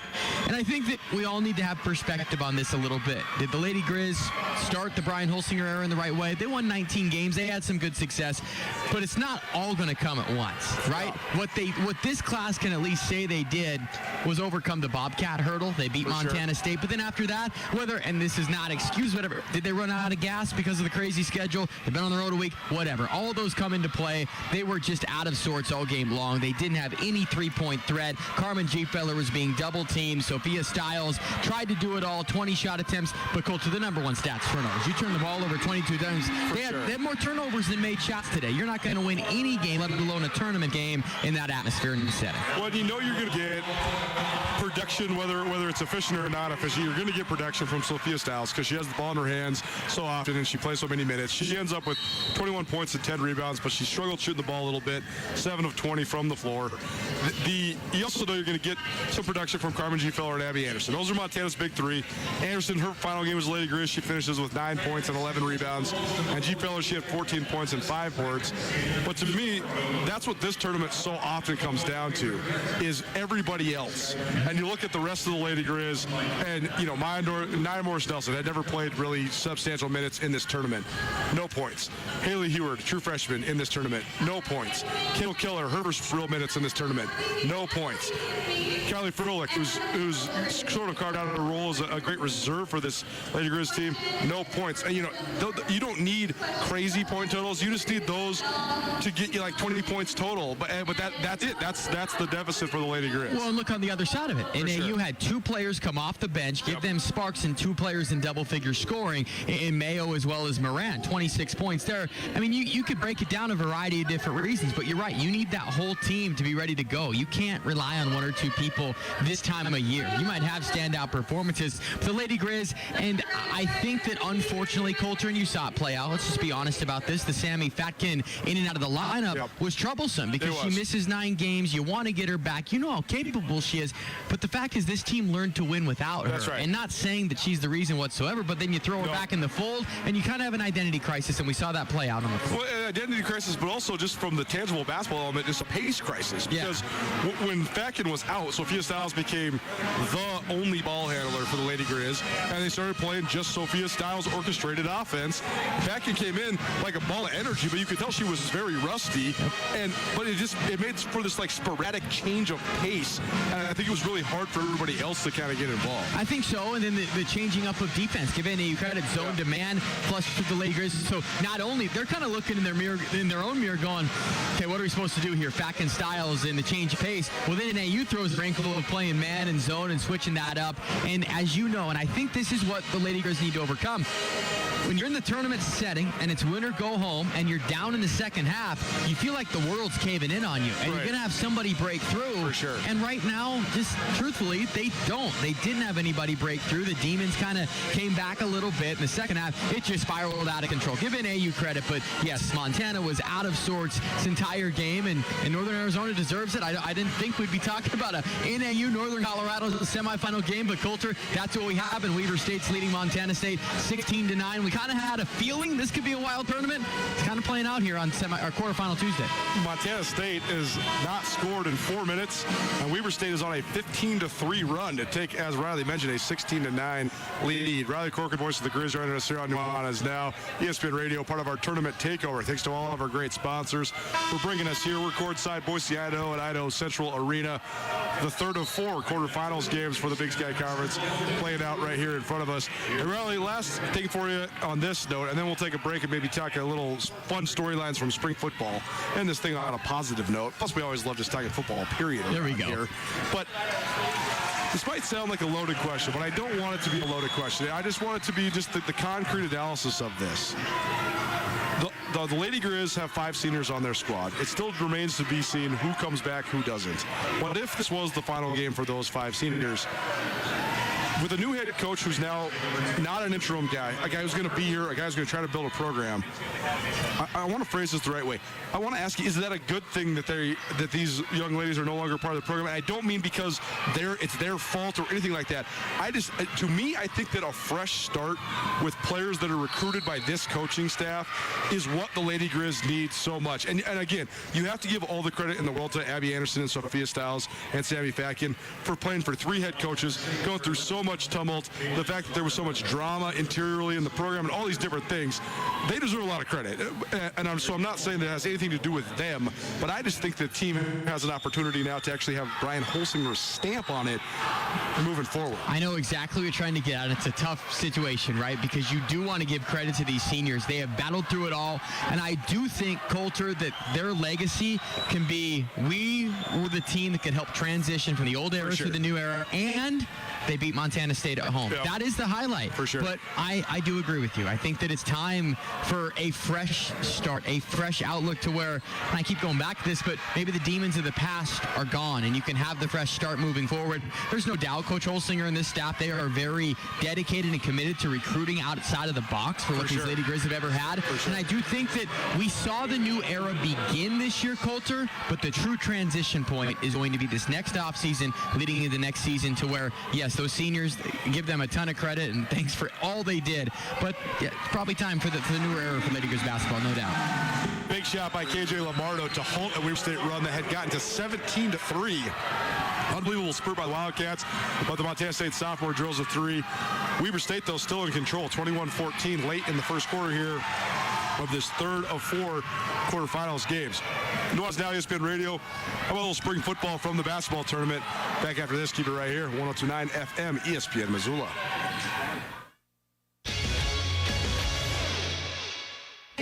Spring is around the corner, and your backyard probably looks like a minefield. You don't want to go out there and pick up a winter's worth of mess. Montana Pooper Scoopers can help, and it's more affordable than you think. Visit MontanaPooperscoopers.com for more information. You don't want to spend your weekends cleaning up dog poop. Weekends are for golf and washing sports, am I right? For information on a one-time cleanup or scheduled cleanups by visiting MontanaPooperscoopers.com.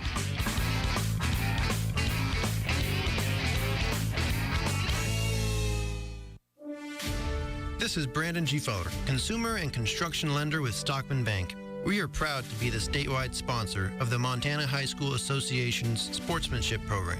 At Stockman, supporting and encouraging our youth has always been important to us. We are excited to partner with an organization that promotes teamwork and good sportsmanship to Montana students of all ages, developing tomorrow's leaders through good sportsmanship today. Stockman Bank, Montana's brand of banking. Member FDIC. Part of the glory of building a business comes from leaving a legacy to ensure your business continues thriving into the future. Have you asked yourself lately, what is your plan? Forming a personalized business succession plan is essential to know the passion you put into your business will carry on. Nick Tabor at Westpac Wealth is here to help you navigate all your business succession and retirement planning needs. Give Nick a call at 728-6699 and keep the spirit of possibility vibrant while making your future more tax efficient with a personalized business succession and retirement plan for you.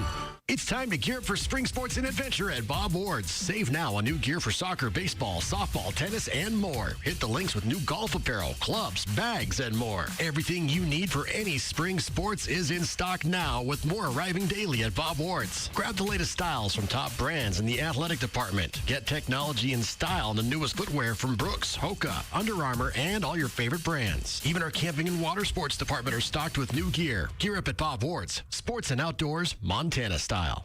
Whether you're in the restaurant business or you just want to host any big event, J&V Restaurant Supply can make sure you have everything you need. J&V Restaurant Supply is your home for everything kitchen. Whether you're a bear or a bobcat, an eagle or a Scotty, J&V Restaurant has everything you might need. They have locations in Bozeman, Billings, and Great Falls. If you can't make it in, J&V also has a great website, jvrestaurant.com. Get everything you need for your next event at J&V, your restaurant specialists.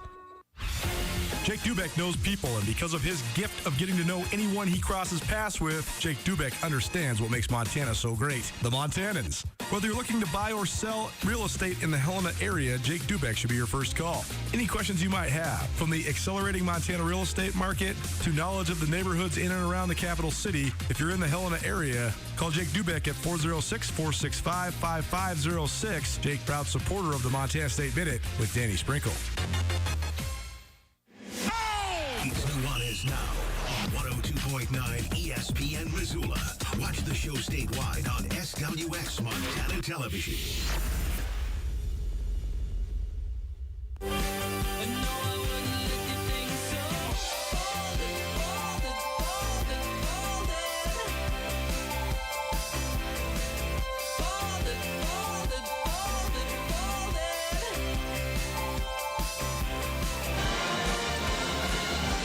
Montana, welcome back. Nuanez now, ESPN Radio, SWX Montana Television. If you don't see us on SWX or YouTube, it's because we're not there.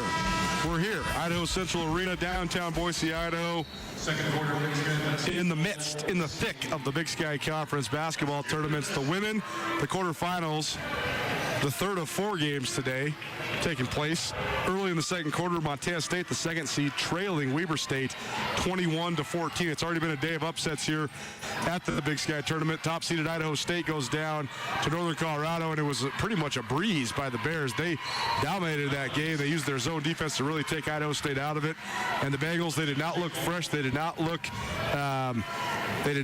like the defending Big Sky Conference champions, but it shows you just how hard it is to win consecutive league titles. And then the second game of this quarterfinals, Montana loses to Northern Arizona 75-57.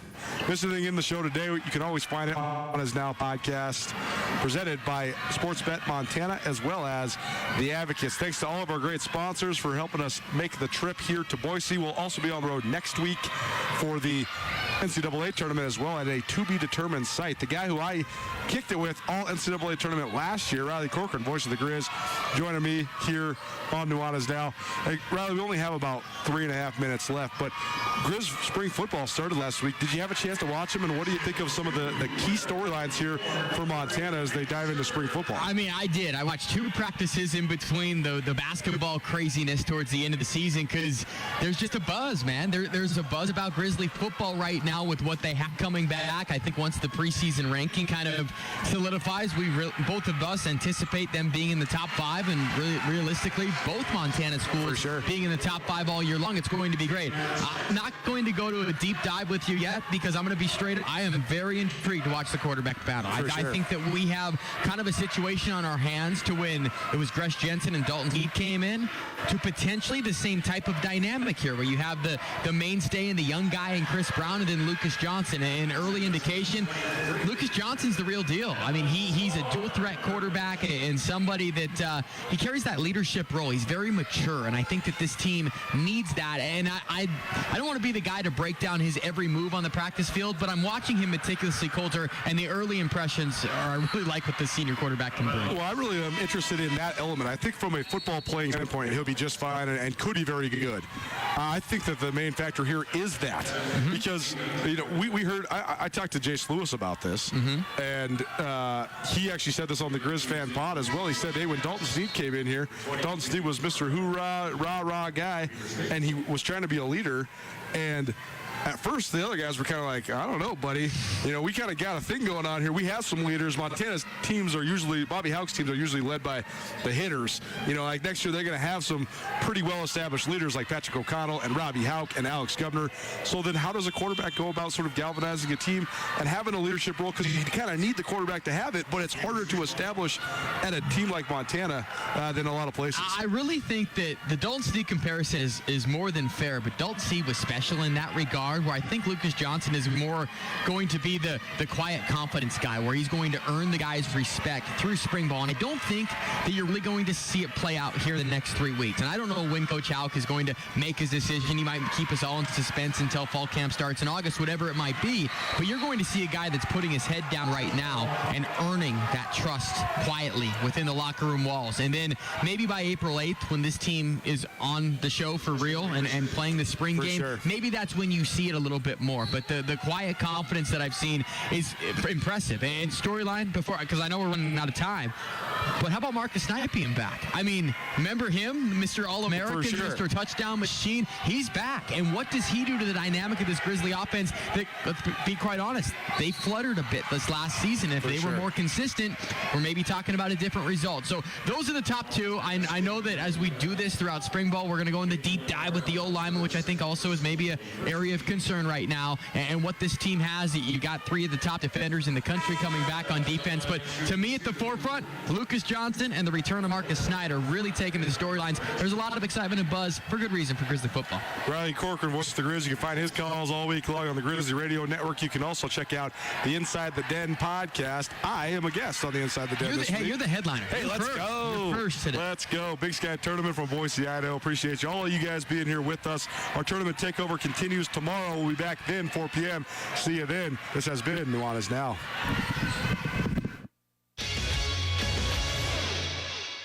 Like most backseat drivers, I'm all about safety. Dad, pothole. Got it. So Les Schwab Tires makes my job easy. With surfaces like brakes, steering, and alignment. Those cheap tire centers just throw on tires, and that's it. Now, I'm not telling people how to do their job. Linker. I'm just glad Les Schwab takes safety as seriously as me. Help keep drivers and backseat drivers safe with Les Schwab Tires. Celebrating 70 years of doing the right thing. It's in Park, right? What do Missoulians do best? They support their local stores. Come support your local pharmacy at Palmer's Drug. Palmer's Drug is a retail and compounding pharmacy that is the alternative to big box chain pharmacies. You can expect short wait times, free medication shipping, and friendly service at Palmer's Drug. Located at 918 Southwest Higgins in Missoula, Palmer's Drug is the most convenient way to get your prescriptions in the Garden City. Come in and discover how they can serve your pharmacy needs. This is Mike Nugent with Berkshire Hathaway Home Services. Berkshire Hathaway provides Western Montana with full-time real estate professionals for you whenever you need us. Our reputation as the state's most knowledgeable and available real estate group has helped build